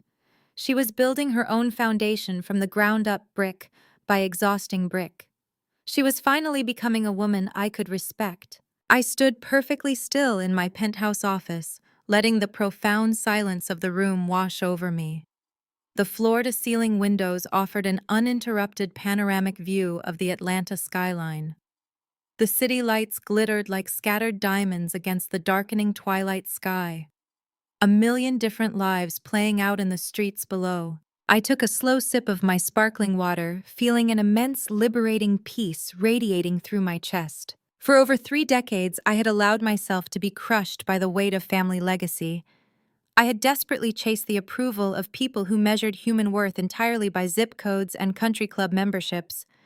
I had bought into the toxic delusion that loyalty meant suffering in silence, while arrogant narcissists tore down my achievements to elevate their own fragile egos. I had allowed their lies and their boundless arrogance to dictate my self-worth. But looking out over the empire I had built, I finally understood the absolute truth. A legacy built on lies, manipulation, and the constant tearing down of others is not a legacy at all. It is a prison.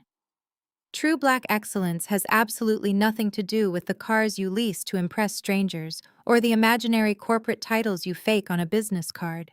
It is not about screaming your importance in a crowded room or demanding respect you have not earned. True excellence is quiet. It is the steady, relentless grind of building something genuine when nobody is watching.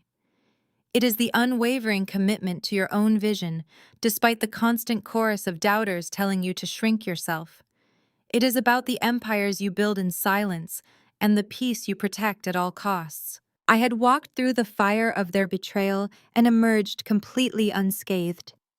The chains of their toxic expectations were permanently broken. I was no longer the disappointing daughter.